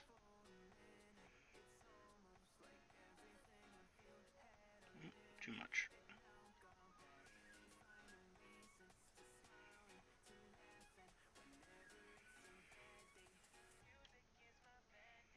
I keep pressing the wrong spot. Alright, so I've got this front crossbar placed. I'm going to put a little drop of glue. Oops, I just rolled it backwards just a tiny bit. Let me push that forward a little bit.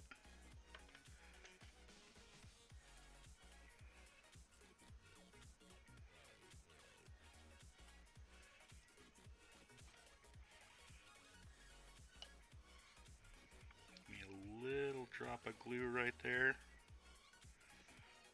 Then I'm going to take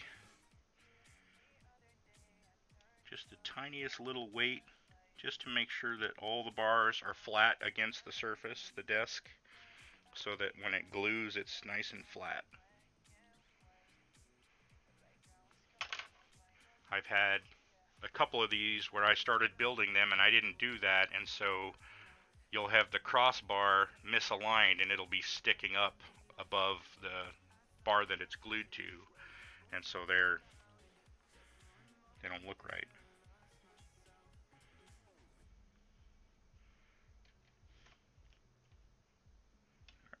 Now let's do the rear crossbar.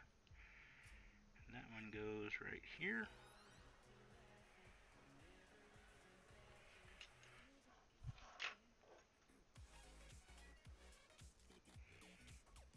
Give that one a little drop of glue. Let that wick in. Give this one a little drop of glue. Same thing. A little bit of light pressure, just to make sure it's nice and flat.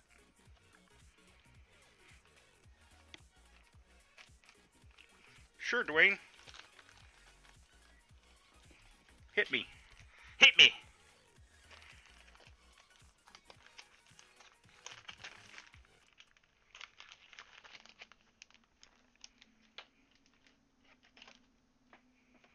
I got 30 seconds while this dries. What you got?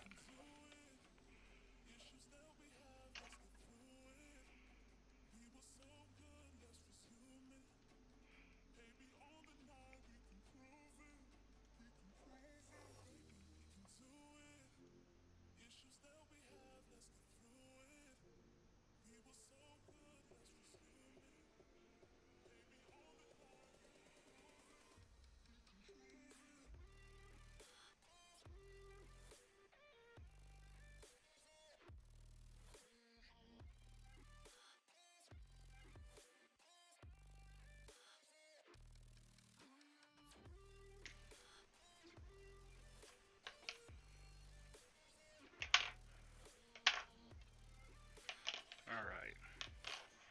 Let's see what we got.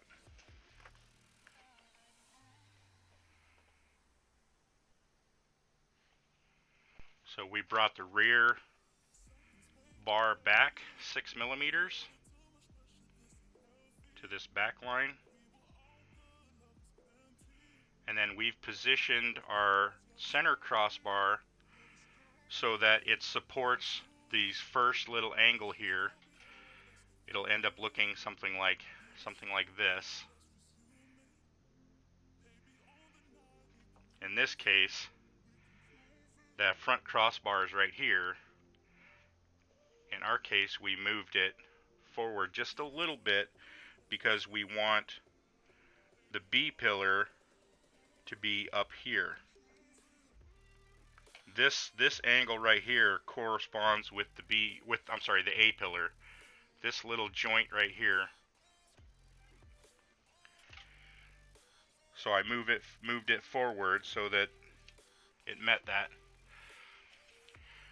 I have a spare body from the Chevelle kit. If you want to use yours as a template, I will paint up the body and send it to you. You have a spare body from this same Chevelle kit, huh? Wow. That's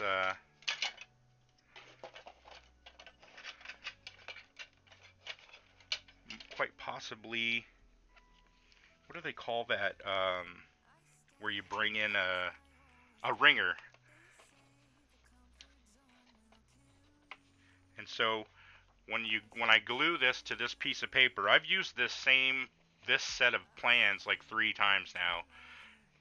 When you glue it with the ultra thin, it sticks just the tiniest little bit, and you can just come in here, just real gentle like, with the X-Acto blade, and just give it the ever most little touch and separate it. Just be real careful. And sometimes it'll actually separate one of the glue joints, but that's okay because once you've got it off the paper, it's really easy to get it back. You know, you can just push it back together the plastic is still a little bit pliable, melted from the glue, and you can get it to stick back together again. And then you just put a little drop of glue on there again. So now we've got the basic chassis, the most basic elements of the chassis. Now what I'll start doing is building all the supporting structure. But first I'm going to strengthen this.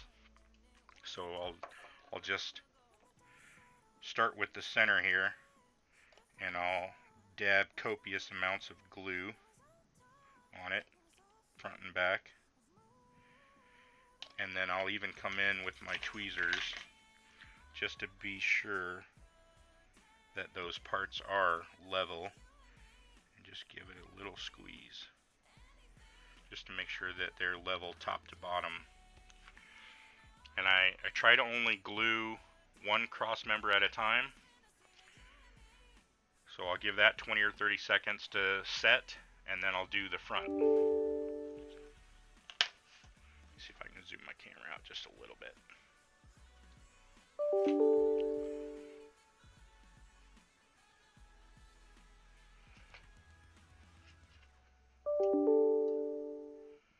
So now this will sit just like that.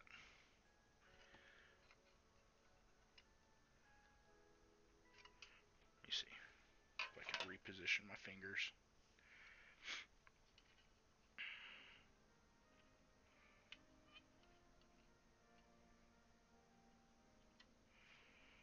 So we've got to start.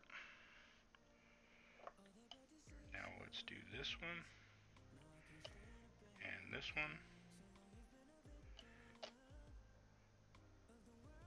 Just put a nice heavy drop of glue on there. Make sure that they're level.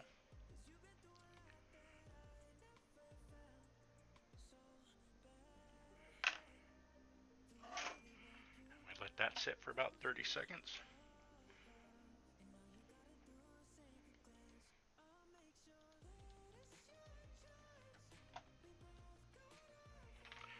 Let's talk, Dwayne. We'll have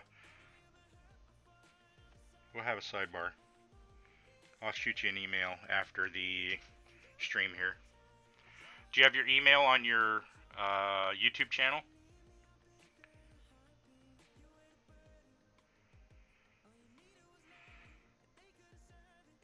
What did you use the chassis for, Dwayne? Hey, what's up? How's it going, Brendan? Hello from the US. Yeah, I definitely want to talk about it, Dwayne. So I'd like to chat with you. We can talk. Painting is definitely not my forte, so I don't know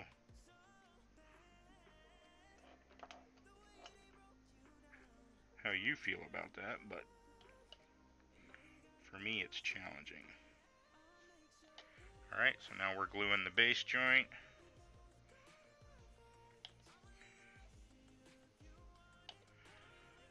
Alright, and we'll set that down for a sec.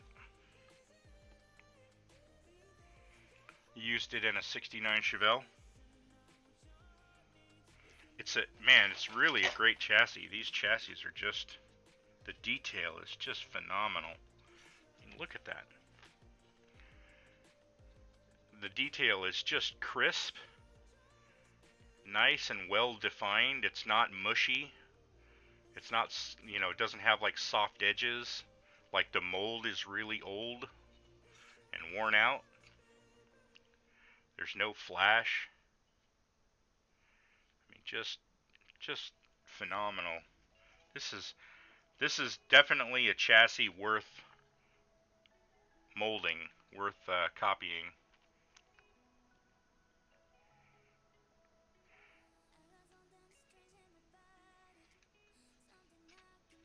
Man, I might actually do that.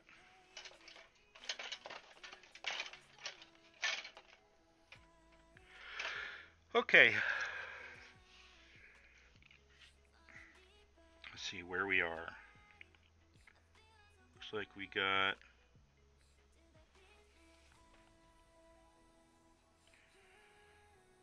chassis rails are maybe a half a millimeter narrower than the blueprint, which is, it's fine. It's not a big deal. You can see if I can line this up for you.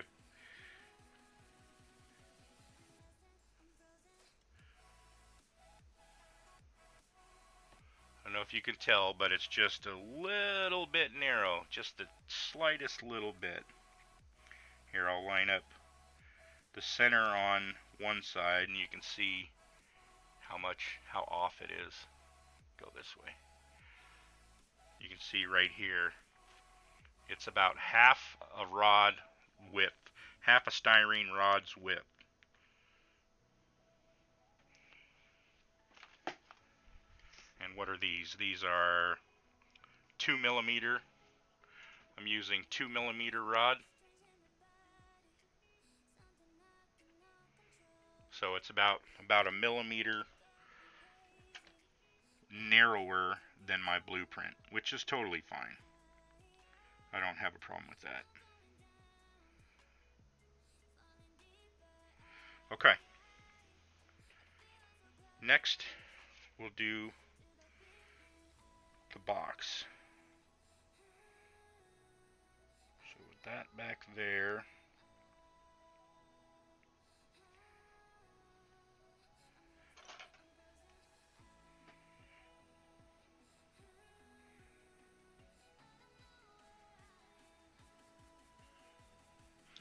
I'm cutting this on the long side. A little bit of pressure as I rock back. And then I want to cut two of these, identical size. Let me do it from the other side.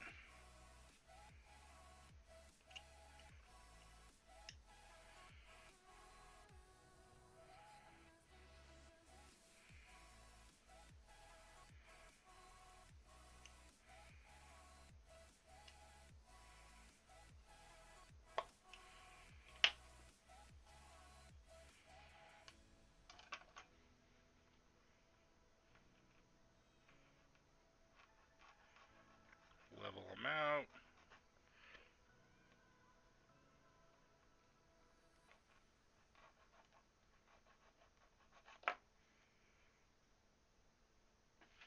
So those will be the side rails.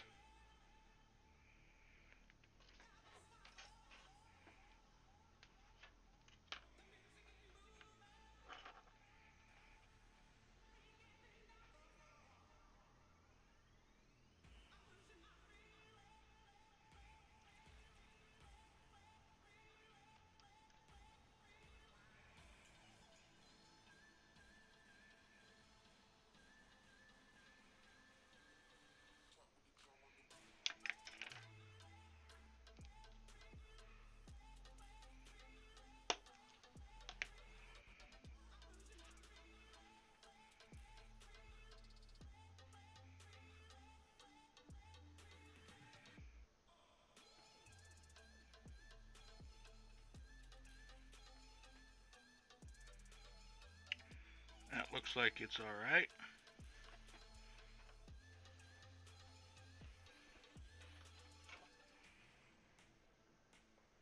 You're going to start your Pro Street tonight after work? Yeah, I'm excited about mine too. That's why I wanted to stream today. I want to get started. So, that looks pretty good right there.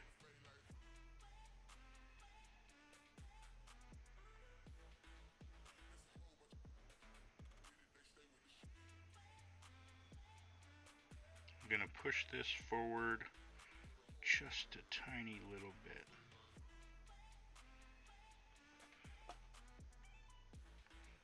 And I'm going to hang my balls out there and put some glue on it.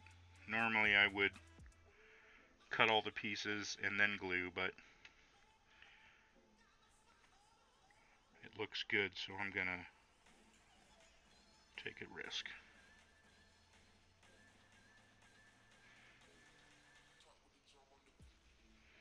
While that's drying, see if I can cut this.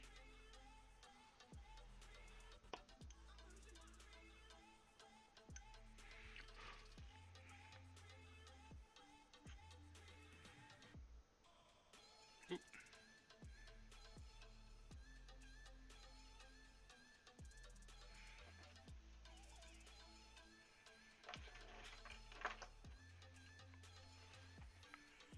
What do you mean company, John? People come to see you? Do these people know you?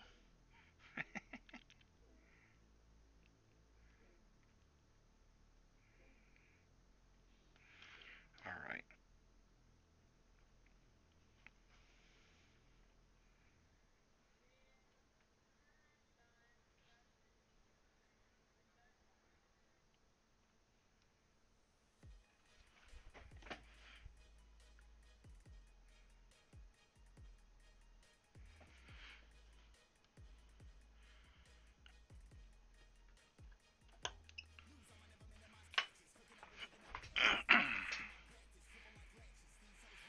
What's up, Johnny?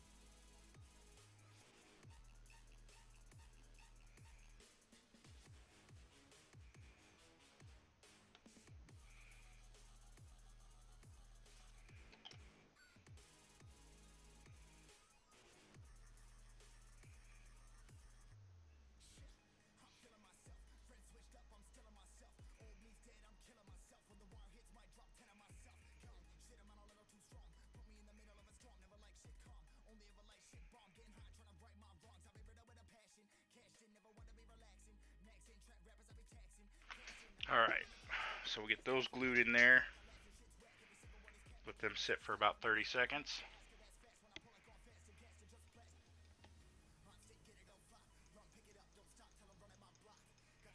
It doesn't take long, John.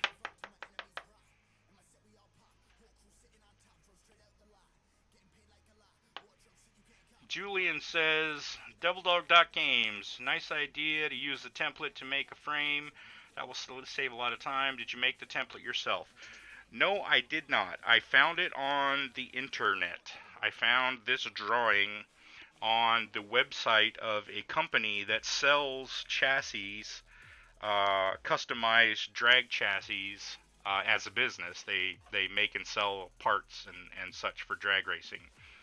This just happened to be the picture that they use for all of their generic chassis, and I just copied the picture, downloaded it, saved it, or manipulated it a little bit to fit my needs, and then I printed it out, and I've just been using the same picture for a couple weeks now.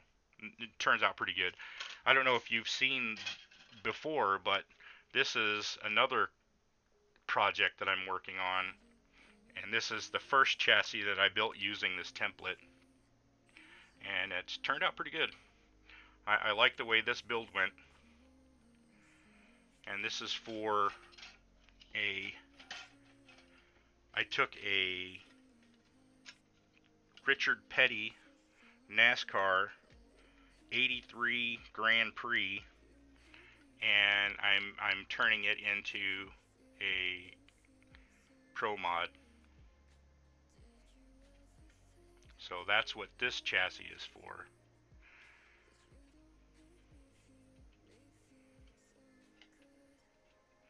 You can see I've got, like, up under the front end, I've got a couple supports for the front body mounts, and then the deck lid is really really nice. I mean, it fits in there just perfectly. So, I don't know, this turned out pretty good.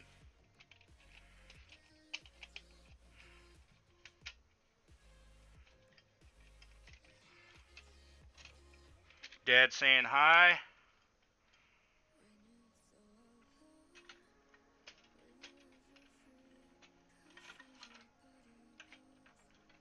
Alright. So where did my crossbars go? Here's one. Uh-oh. Did I cut one of them? I think I used one of them to make this sidebar. Oh well. We'll just cut another one. Let's make sure I got a flat edge here. Let's cut another one.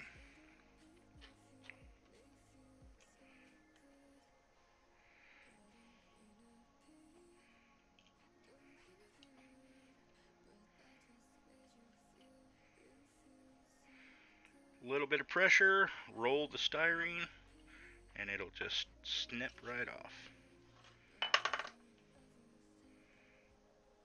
And then I just match them up, give it just a little bit of file, both to flatten the edge and to ensure that they are identical lengths. And then I end up with two rods with flat surfaces and they're identical lengths. And these will go right here.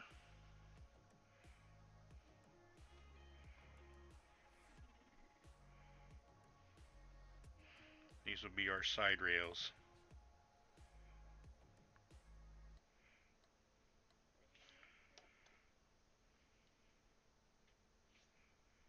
And we'll just go ahead and start gluing.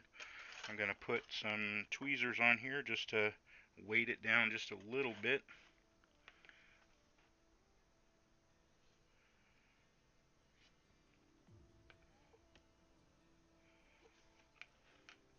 Make sure it's sitting nice and flat. Get the other side going.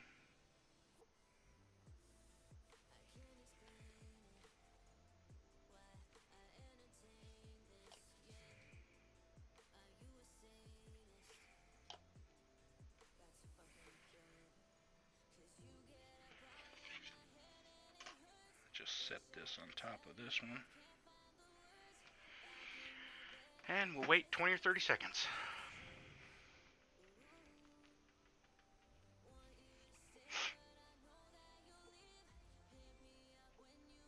Thanks, Julian.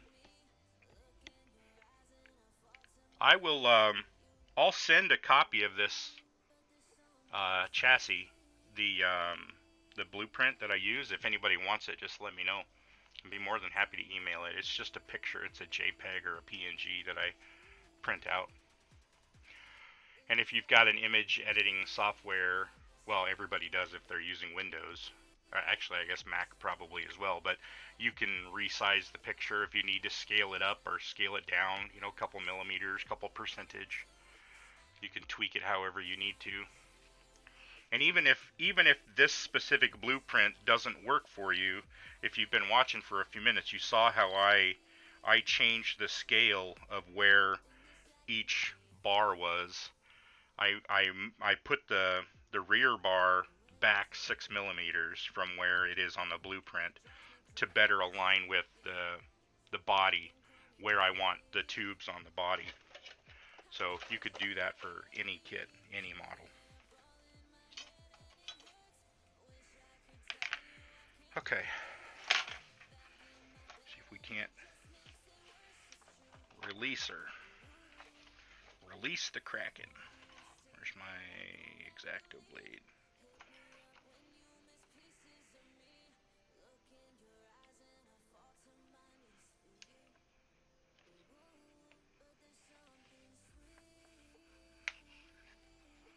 Just being real gentle. Just sliding the blade under in between the paper and the styrene.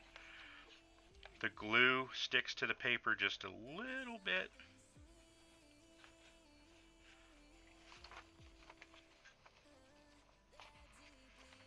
Not too bad. Last one.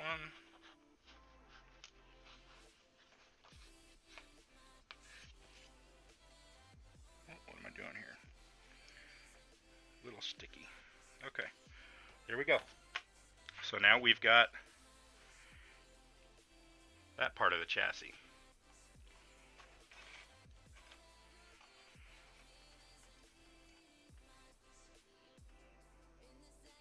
Cakes are in short supply, whereas the gas is in abundant supply. You making fun of Dad again. This is what it will look like. So as you can see, there's a little bit of a length difference right here. So the main bar is what I call the main bar, is this rear bar. It's supposed to be on the blueprint up here, so you'd see how those parts would align.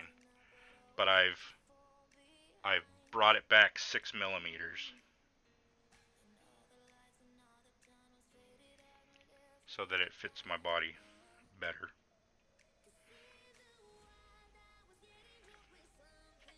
And then we also widened it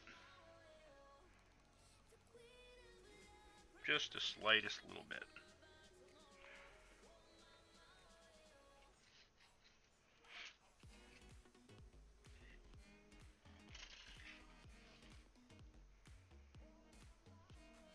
I'll let this sit for a minute.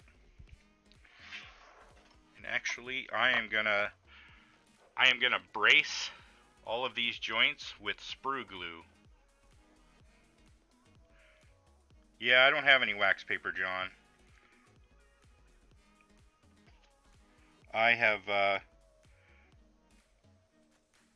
intended to get some for quite some time, because that is a pretty common trick, but I just haven't done it yet.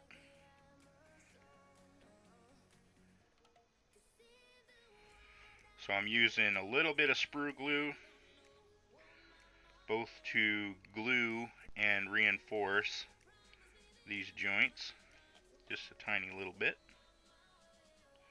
And I just put a little bitty dot. And I've got my sprue glue so that it's thin enough that it will actually level itself out.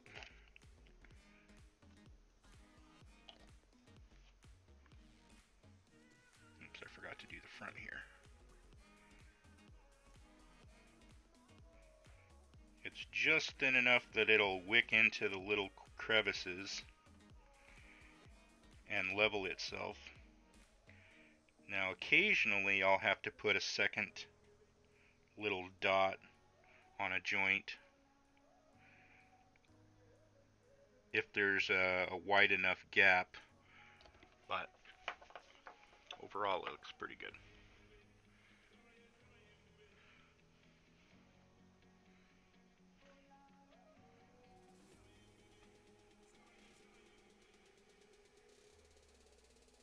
Focus. Maybe too close.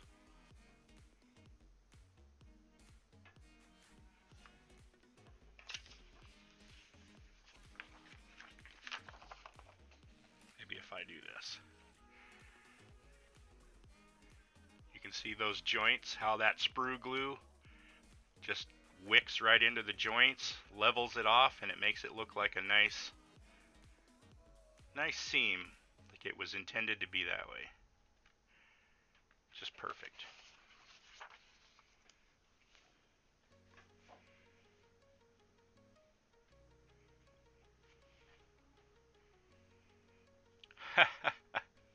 Moi?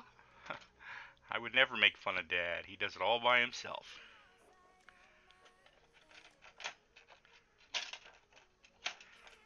Well, self-deprecating humor is a sign of a humble man.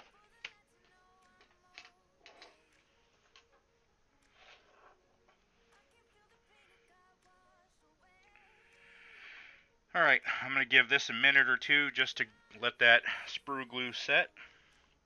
And then I will cut my front angle piece that goes like this for both sides.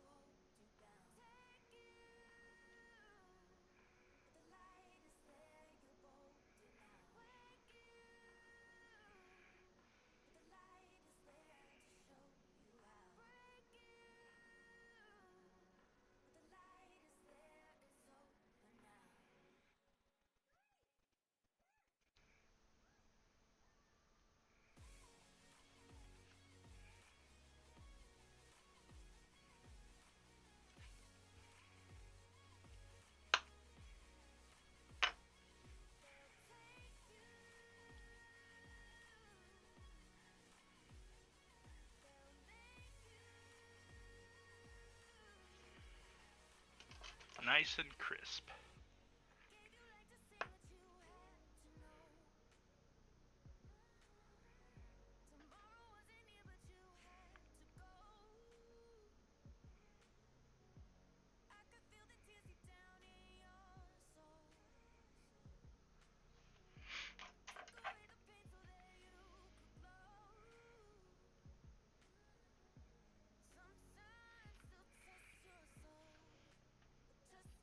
Oh crap.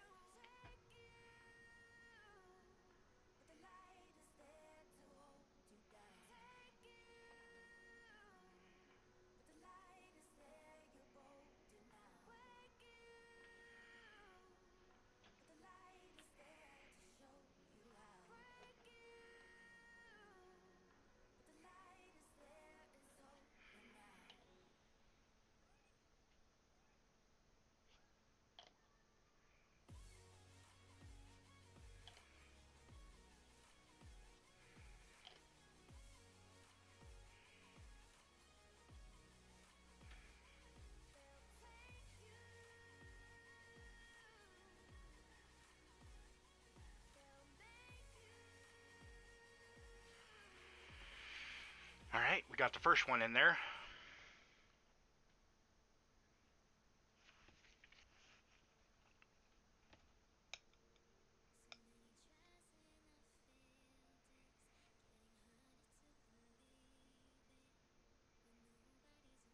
Oh, I didn't see Julian was leaving.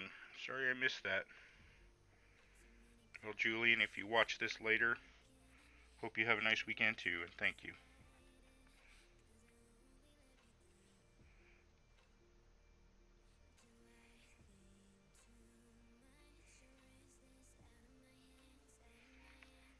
I'm gonna tweak the angle on this cut just a tiny little bit.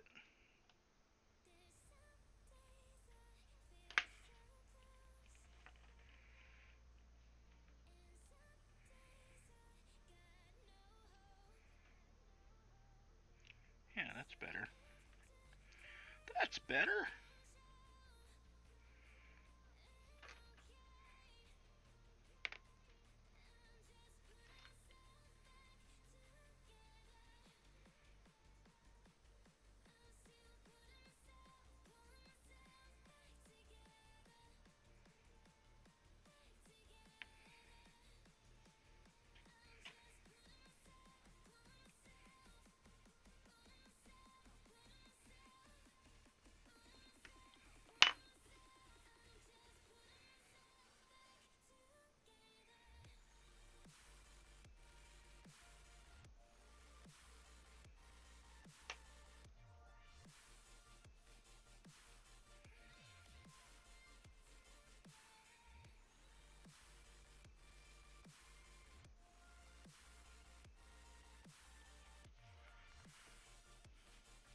Now this one is just the tiniest little bit misshapen.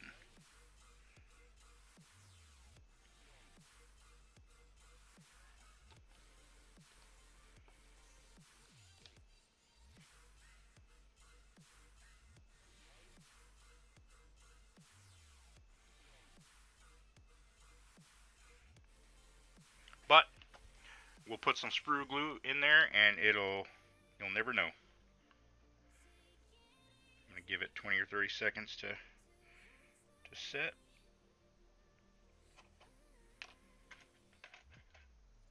Put a little bit of weight on there.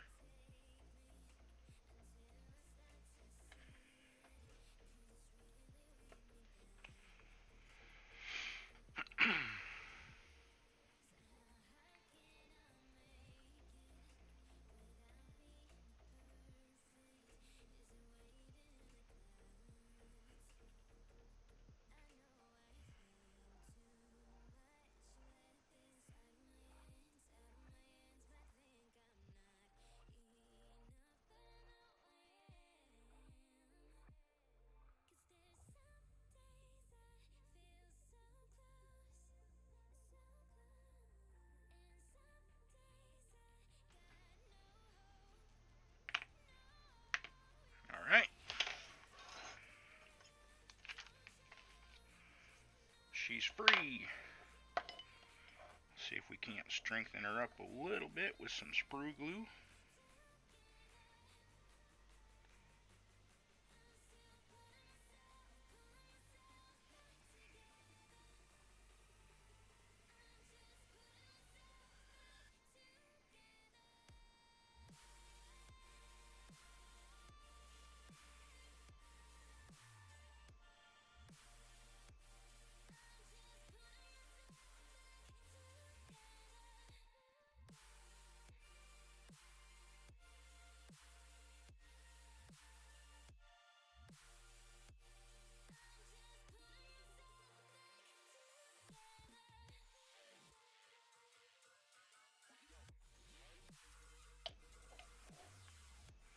Oops, while I'm doing sprue glue, might as well touch up some of these other joints that need a second little dot to level it out.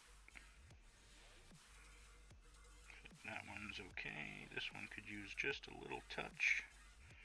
Maybe right here.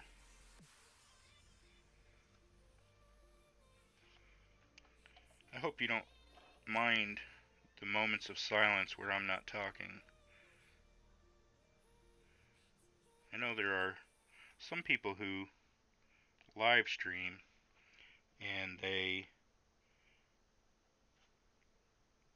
just talk and talk and talk and talk and talk and talk and talk and talk. And that's totally fine, but I'm not that kind of person. I am perfectly happy sometimes just being quiet.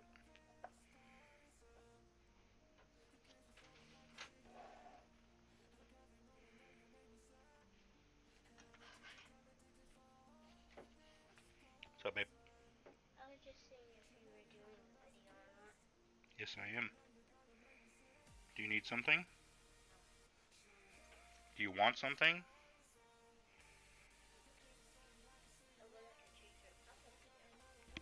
What? Okay.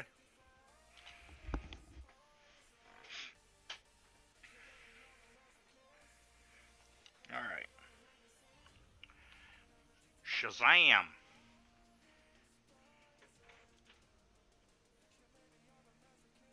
Not at all. Daddy, What? please don't have bubble wrap. Yes, you may. You guys have been good. Okay. Foundations have been laid.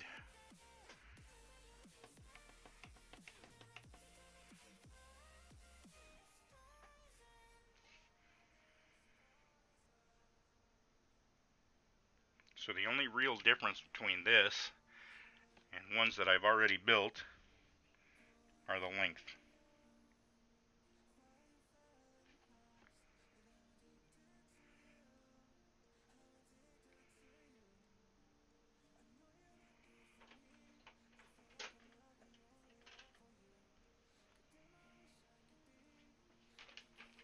Thank you. Time for a drink.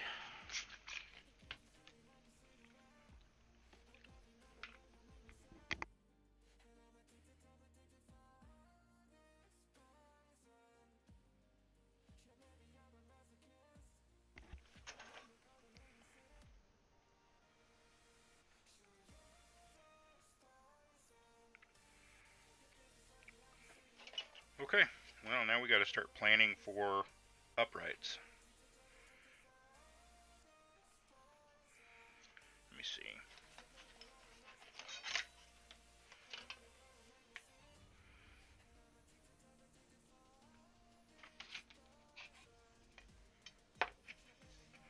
I know this looks funny, but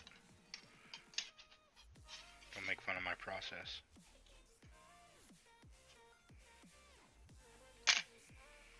Okay.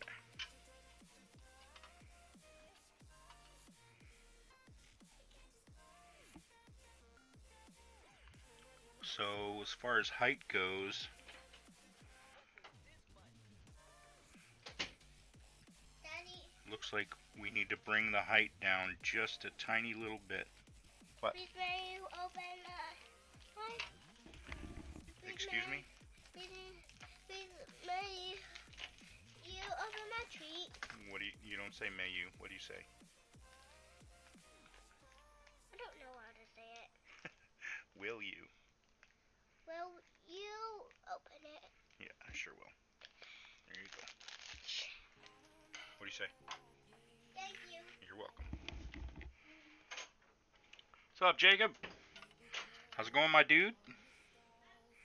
Alright, so yeah, I think height looks okay on the interior area, but it needs to come just down just a tiny little bit.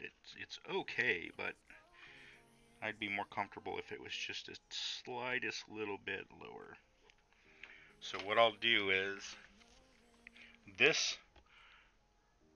the height up to here is actually okay, but it rises towards the back. And I think if I level this out, that'll actually be better. And the roof line is more level than it would be in like a what do you call it, a fiberglass body anyway. So that's actually okay. So if I just use this as my reference and then bring it down just a couple millimeters in the back, should be good. So then we'll have to adjust these rails down as well. They probably won't even, I don't know, let's see, what are we looking at here? Give me my line again. Okay. So if this is my body, oh yeah, those are way too high. Those are going to have to come down, shoot like below the lowest bar, as a matter of fact. Yeah, I mean, I'll show you. So if you look at the side view here, you take the height of the rear trunk lid, I mean, it's basically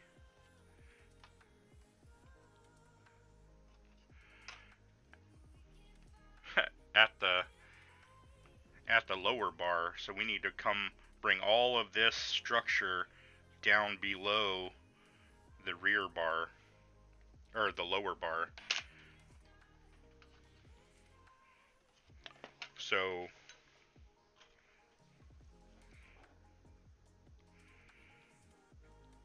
if we have a crossbar here, and then we use this as our trans tunnel, so if we build frame structure through the center here, we use this as our crossbar, we can bring our upper to here, and then we're going to have to see how much height we need. What's up, my dude?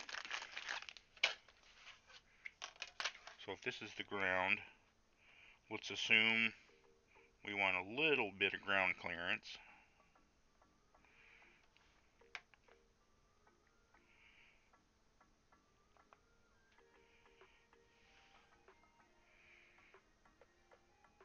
Just for, I mean, this isn't going to be exact because I'm just guessing right now, but we'll use it as a starting point.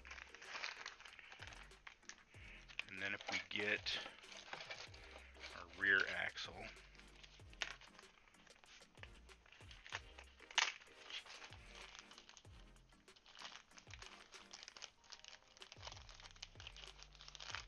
come on out of there. This is another reason I like to separate the parts from the tree and then put them in little baggies so that I can pull them out and use them for measurements and such. Alright, so let's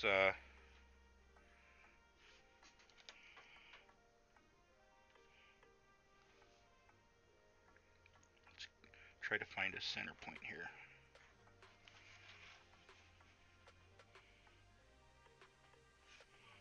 See, about right there.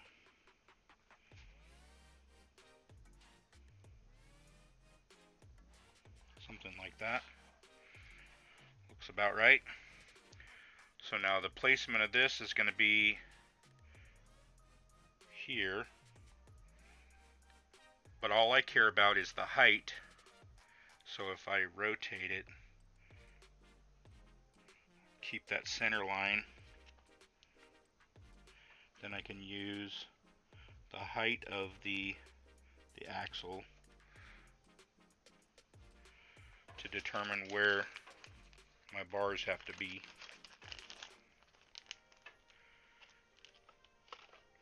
That does not give me a lot of room.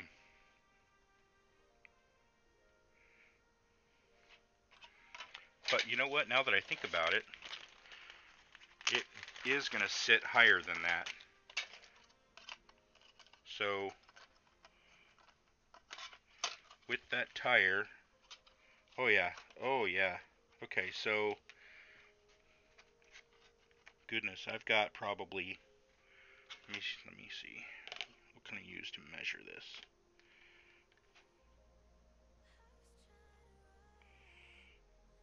So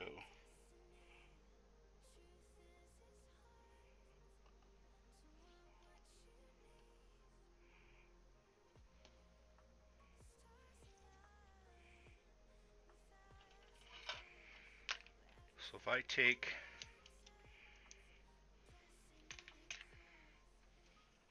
my caliper and measure at that point, that ground clearance is about 6.5 millimeters. Alright, so that means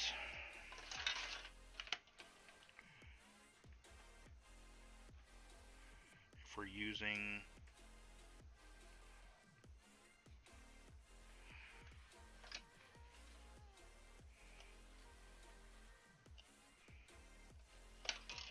that as a mark or as a reference, this is our ground line, so I need to come up 6.5 millimeters from that.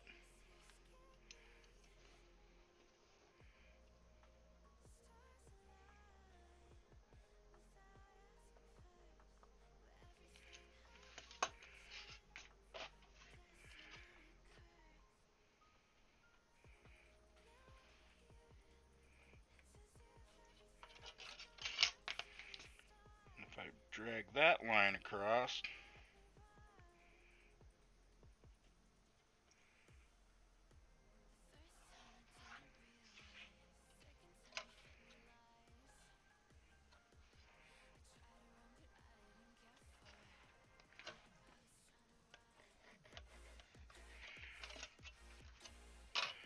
so I have a little bit of wiggle room there.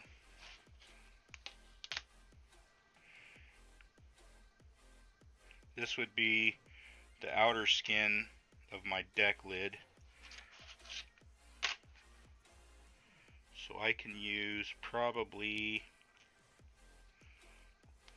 that much of this space.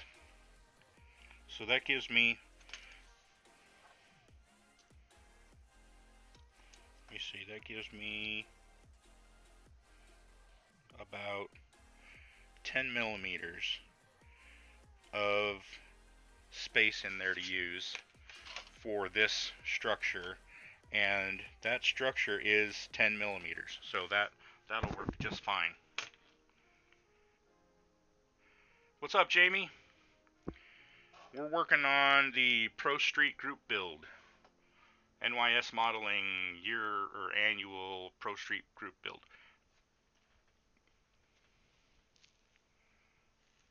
Alright, Dwayne, I will send you an email.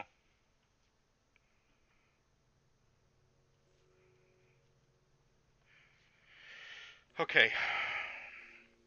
So with that being said,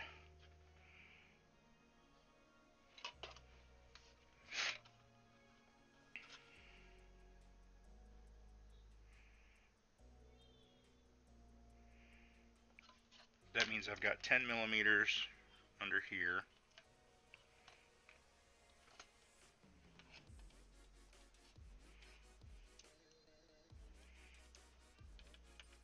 And that height from that corner is 26. 20, we'll call it 25.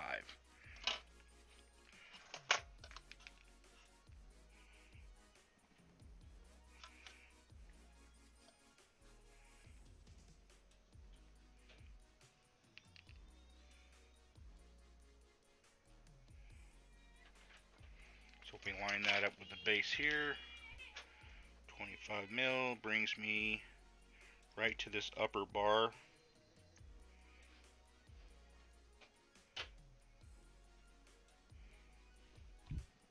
So babe. Oh, I was just gonna grab a drink.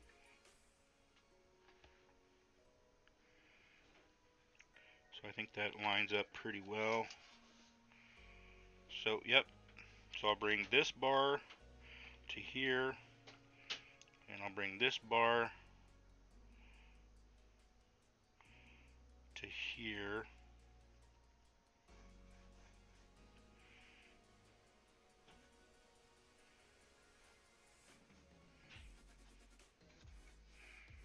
Okay.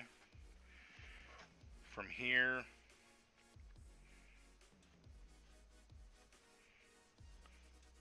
you can go to the original position. From here to the original position. I'm not going to bring it down to a point like that. I'm going to actually continue to this. Okay. Straight up and down, straight up and down. Let's try to do straight up and down there. Actually, no, we don't want to do straight up and down there. That needs to be angled. All right. Oh, goodness. If you're going to be in the hangout, the Mora, if so, rough time. Let Colin know I sent him an email.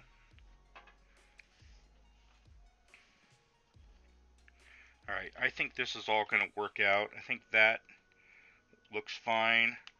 So I'm going to plan on bringing this down to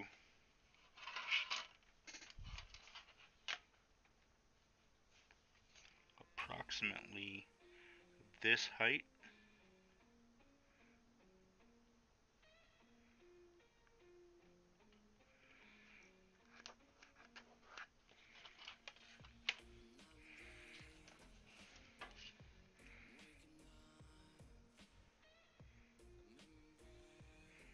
So from top of the lower chassis to the top of that is 41 mil. So I need a hoop 41 mil.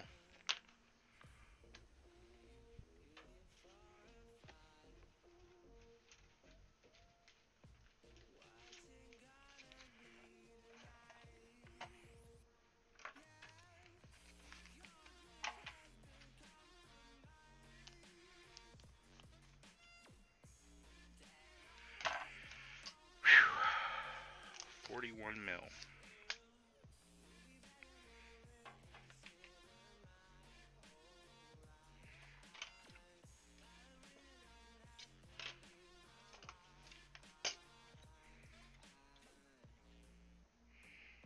just to double check that.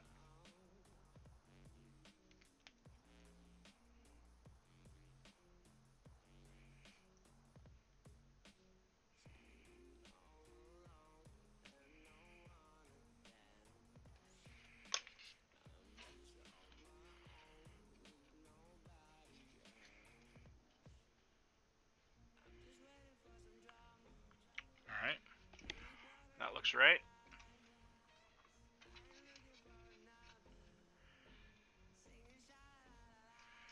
But the angle of the body is such that I need to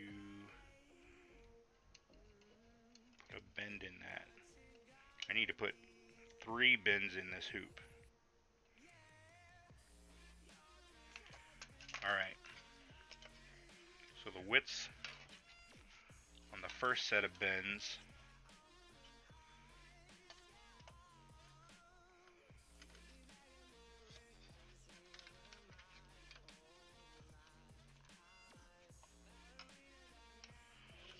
can't get it in there. There we go. See if I can finagle this.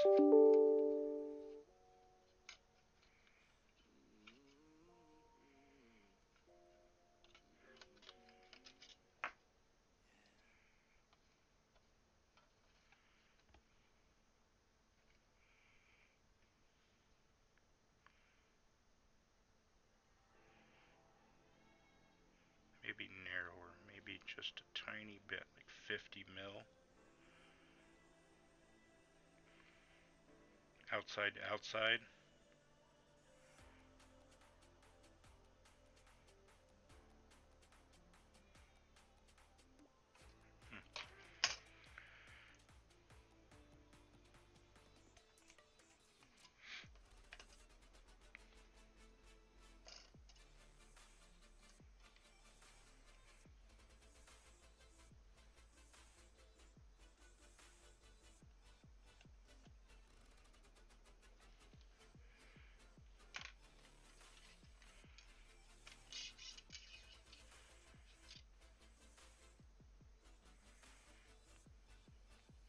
That looks right.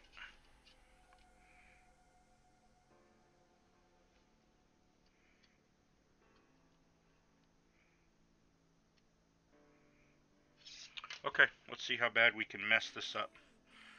So I'm gonna put my fingernail right on that line so that I don't bend anything in the middle part in between these two lines. I want my bend to be all on the outside. I just fingernail it and just give it a nice little crease.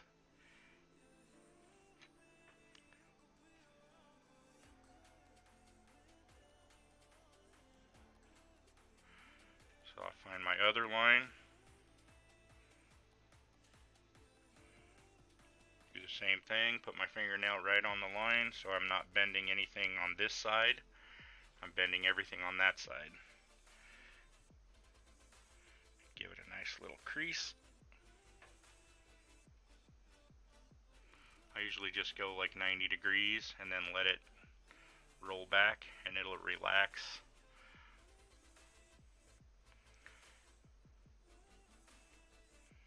It'll relax just a little.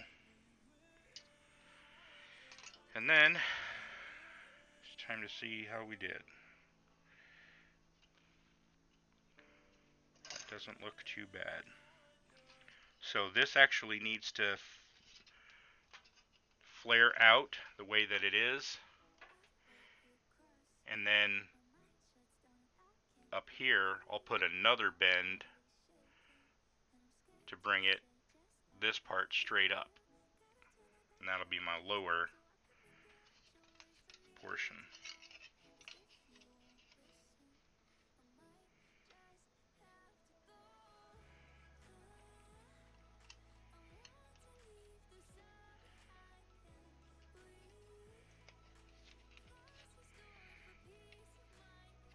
See if I can get this centered.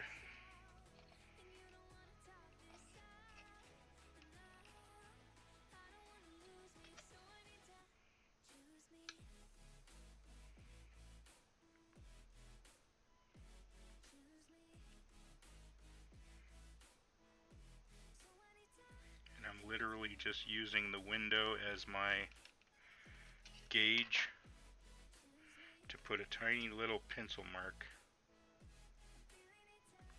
on the rod.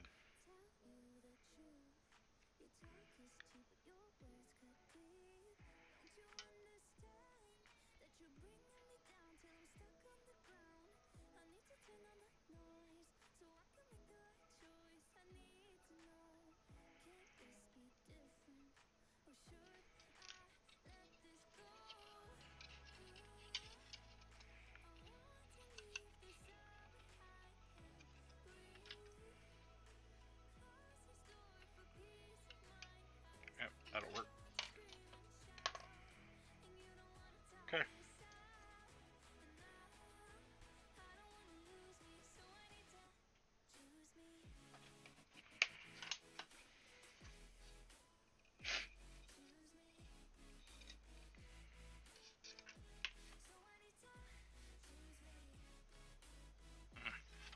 Trying to find something I can put behind this for my support. Yeah, that'll work.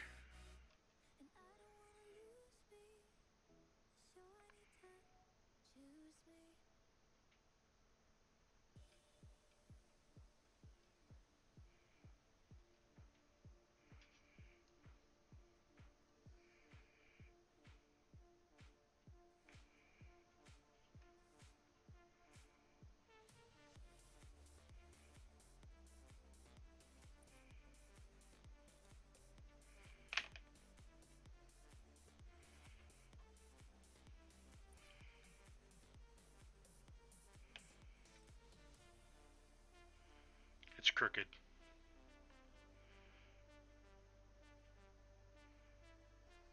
Just the tiniest little bit. This, well, maybe it's just an illusion.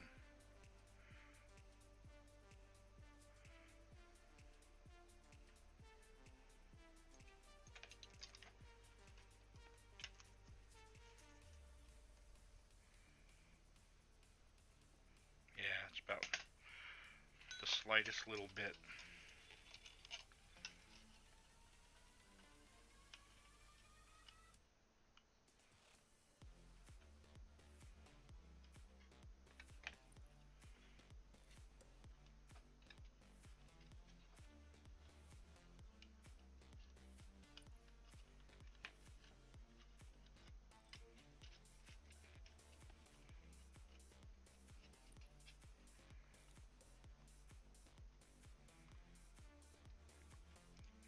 But that can actually work.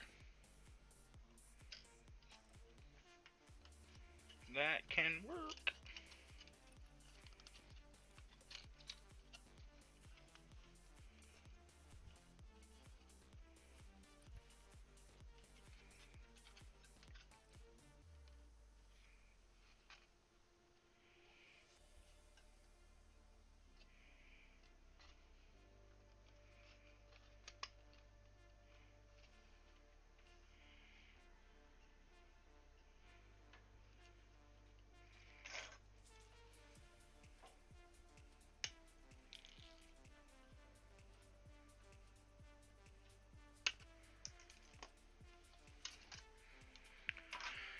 See how we did.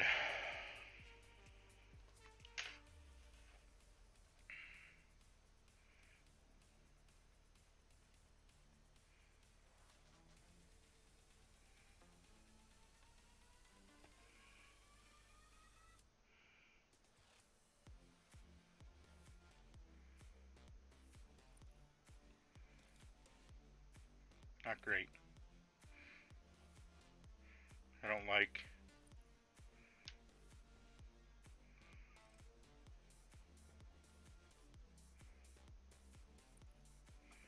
I don't like it. But I think I can make it work.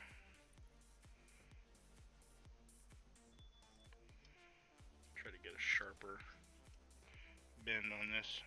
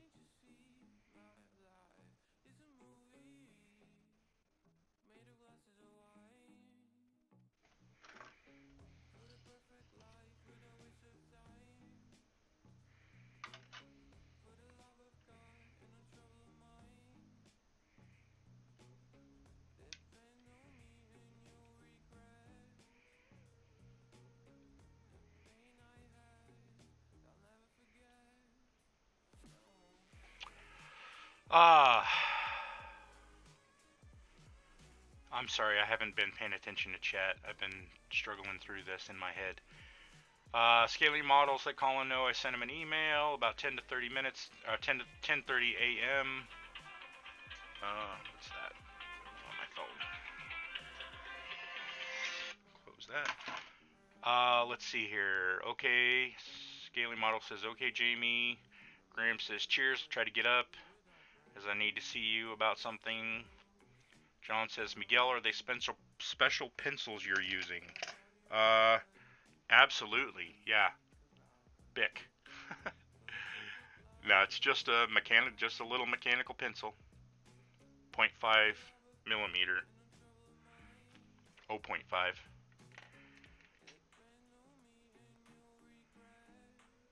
No worries, I'll be on for a couple hours, all being well. No, John, they're mechanical pencils. Okay, John, how's the bike coming along? You should do a progress video. Yeah, Jamie, you should do a progress video. 3/4 done, Jamie. Are you enjoying the bike build? You talking to me or are you talking to John? I haven't touched it, so I can't say that I'm enjoying it. I haven't even touched it. Other than that, I put the engine block together. John says, not bad. The instructions are not that great. Do a video on that soon. Yeah. So, I think I miscalculated my bend. It's just a little bit wider than I'd want it to be.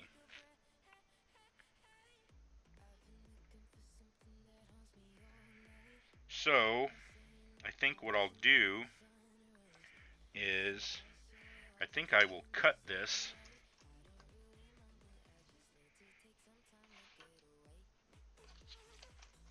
I lied. I'm going to actually bend it again.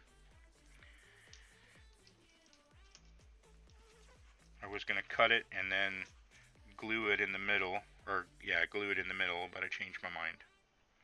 I'm going to bend it again. So if I got a bend there, I'm going to make my second bend, let's say here.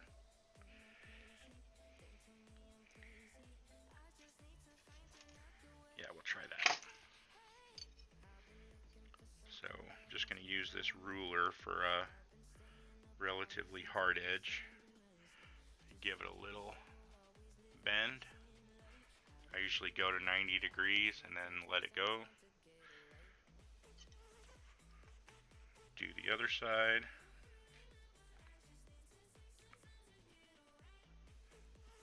I try to get this upright at 90 degrees from my bend so that I don't have a twisted roll cage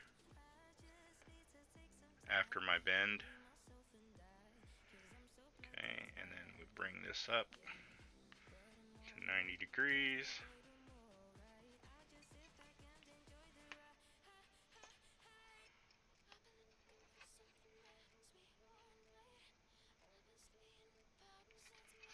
Okay.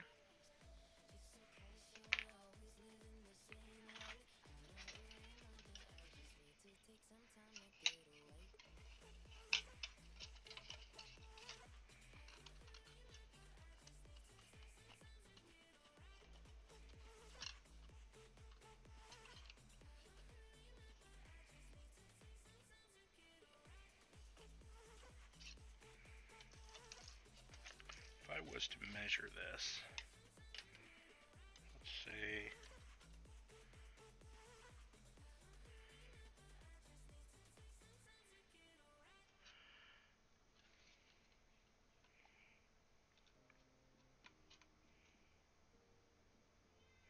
you could call that 16.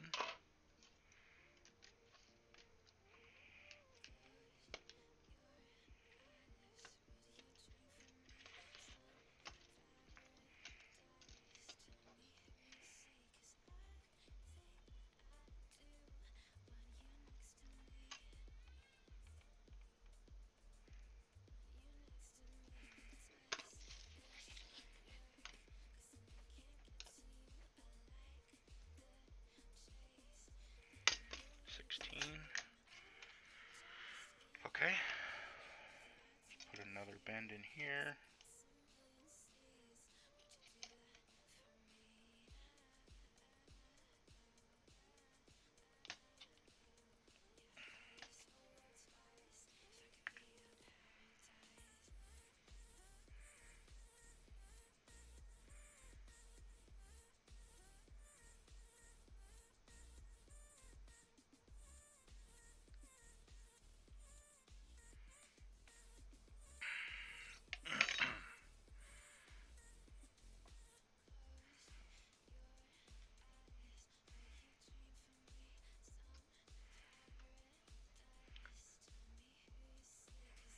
Let's see how that stacks up against the other one. Yeah, that'll be better. Yeah, see how much narrower that one is on that top hoop.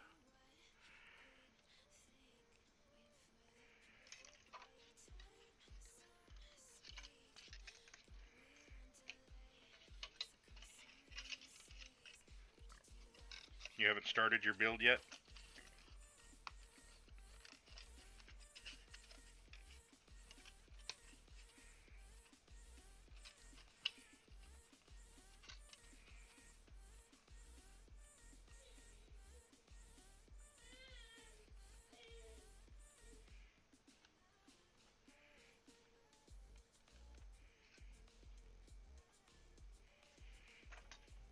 Alright. So we'll start here.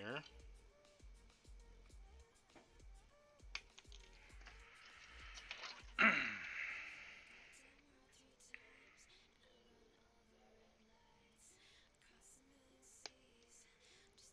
going to take one cutter width off.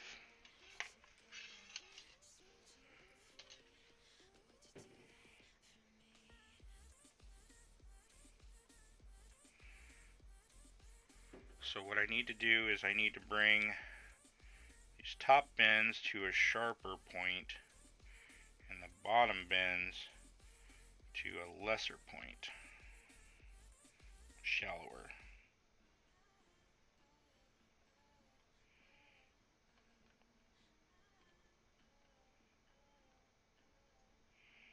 So I think that'll fit nicely. Oops, didn't mean to do that.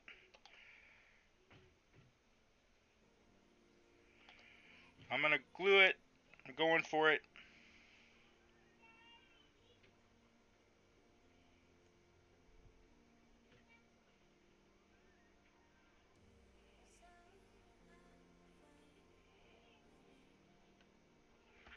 I'm gonna sit here and hold it for like 2 minutes just to make sure it sets.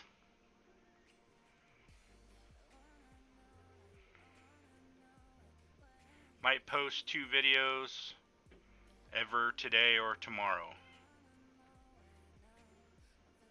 2 videos on your bike build. That would be cool.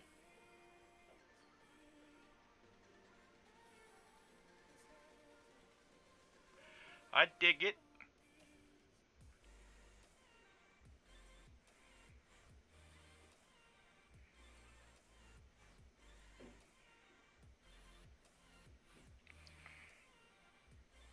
I'm going to be calling the stream here in a few minutes, gents.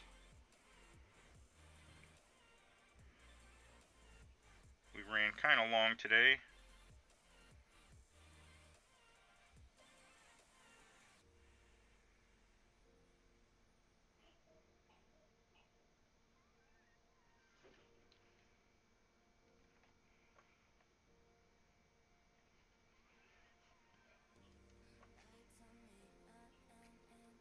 Let's see if it stays.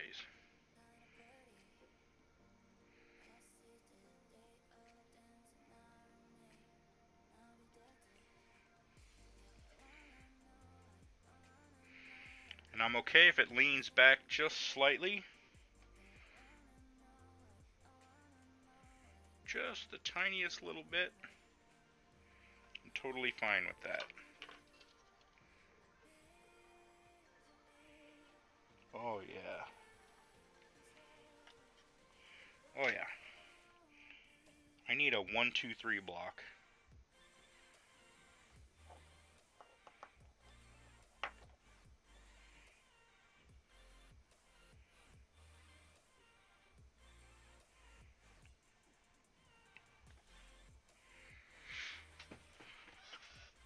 Ah. All right.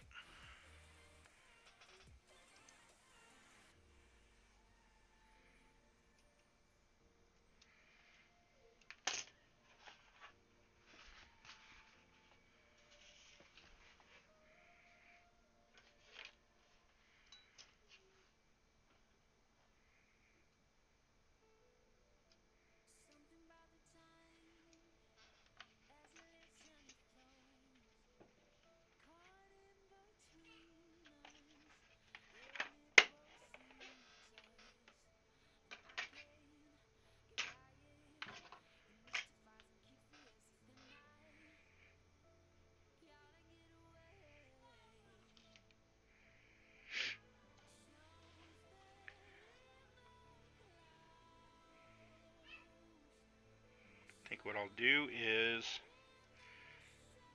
cut a couple little gussets.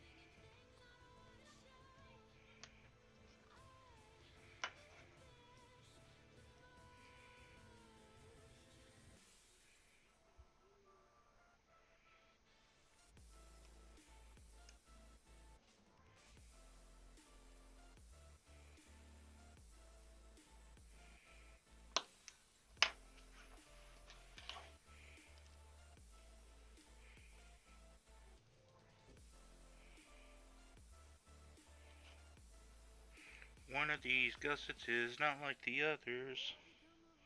One of these gussets is doing its own thing.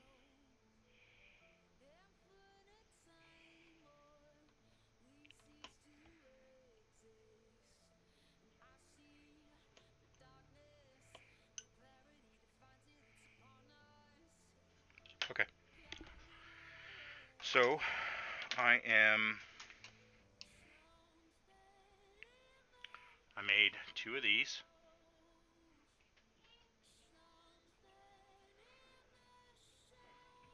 Give it a minute to focus.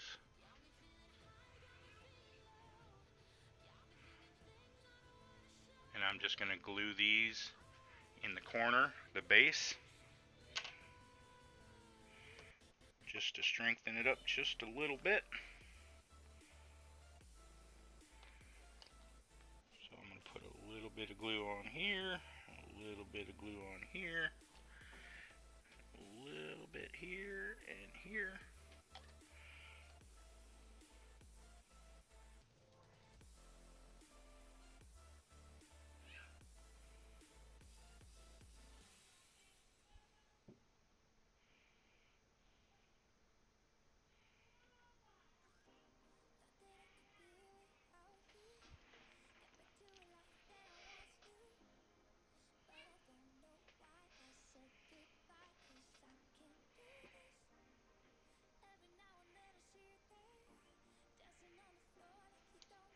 Okay.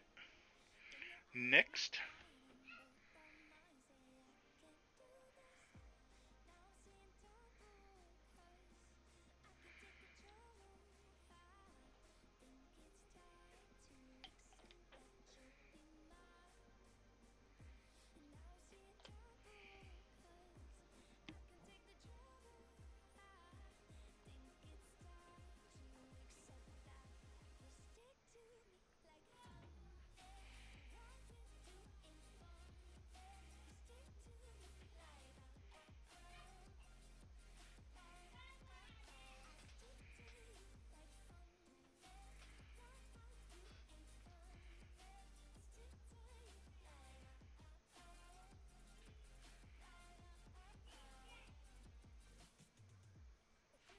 See how that other side has a little bit of a gap? I will fill that tiny little gap between the two rods with sprue glue once it dries just a little bit. Just give me a little gusset here.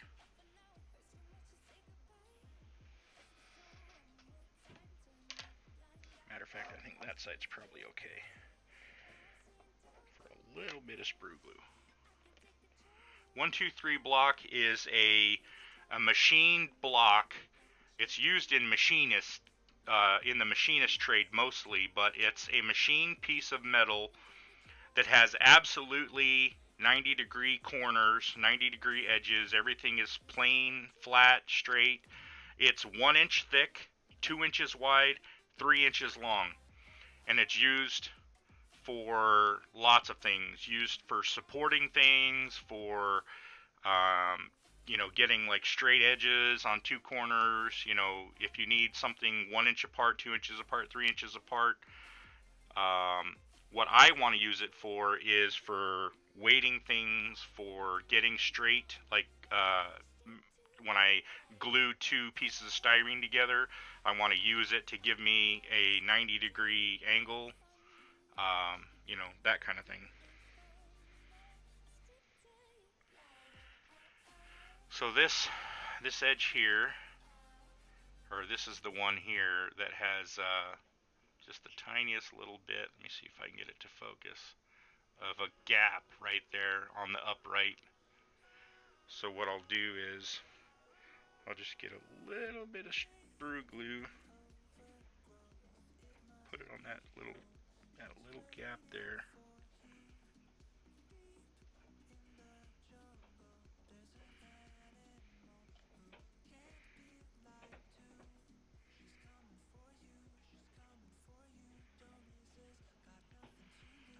And then once the sprue glue hardens and sets, you can sand it nice and smooth.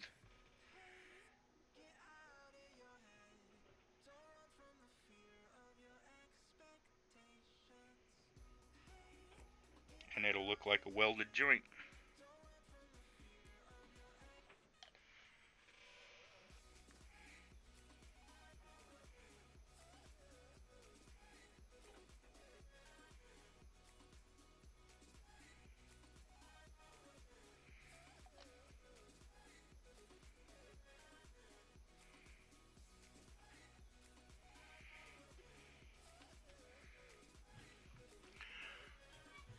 Now that'll dry and harden, and when it does, I'll be able to sand it and it'll look just like it was meant to be. Come on, focus. Focus! Oh well, you get the idea.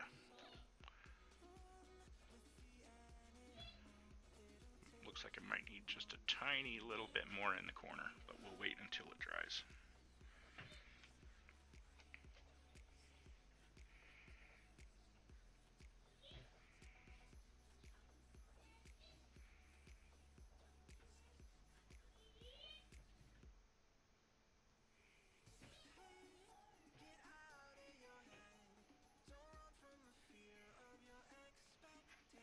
Alright folks, that's where I'll call it for the day.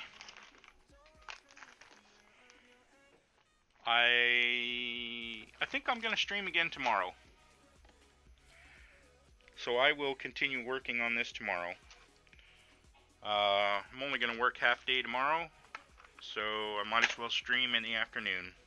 So I don't know, sometime around noon or something like that, I will light my stream up. Appreciate everybody who's been hanging around, watching, chatting. Hope everybody has a good holiday weekend. Stay safe. Stay healthy. And we'll call it there. Happy modeling. Thanks, everybody.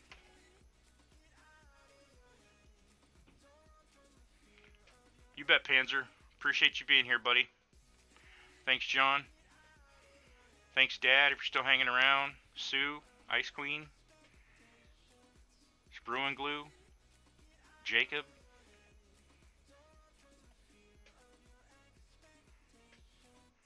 Appreciate you guys hanging out with me.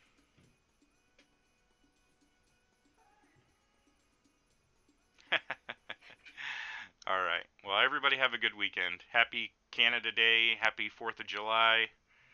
I don't know. I don't think the UK has any holidays this weekend, but have a good weekend anyway. Take care, Plastic Monkey. Later, Jamie.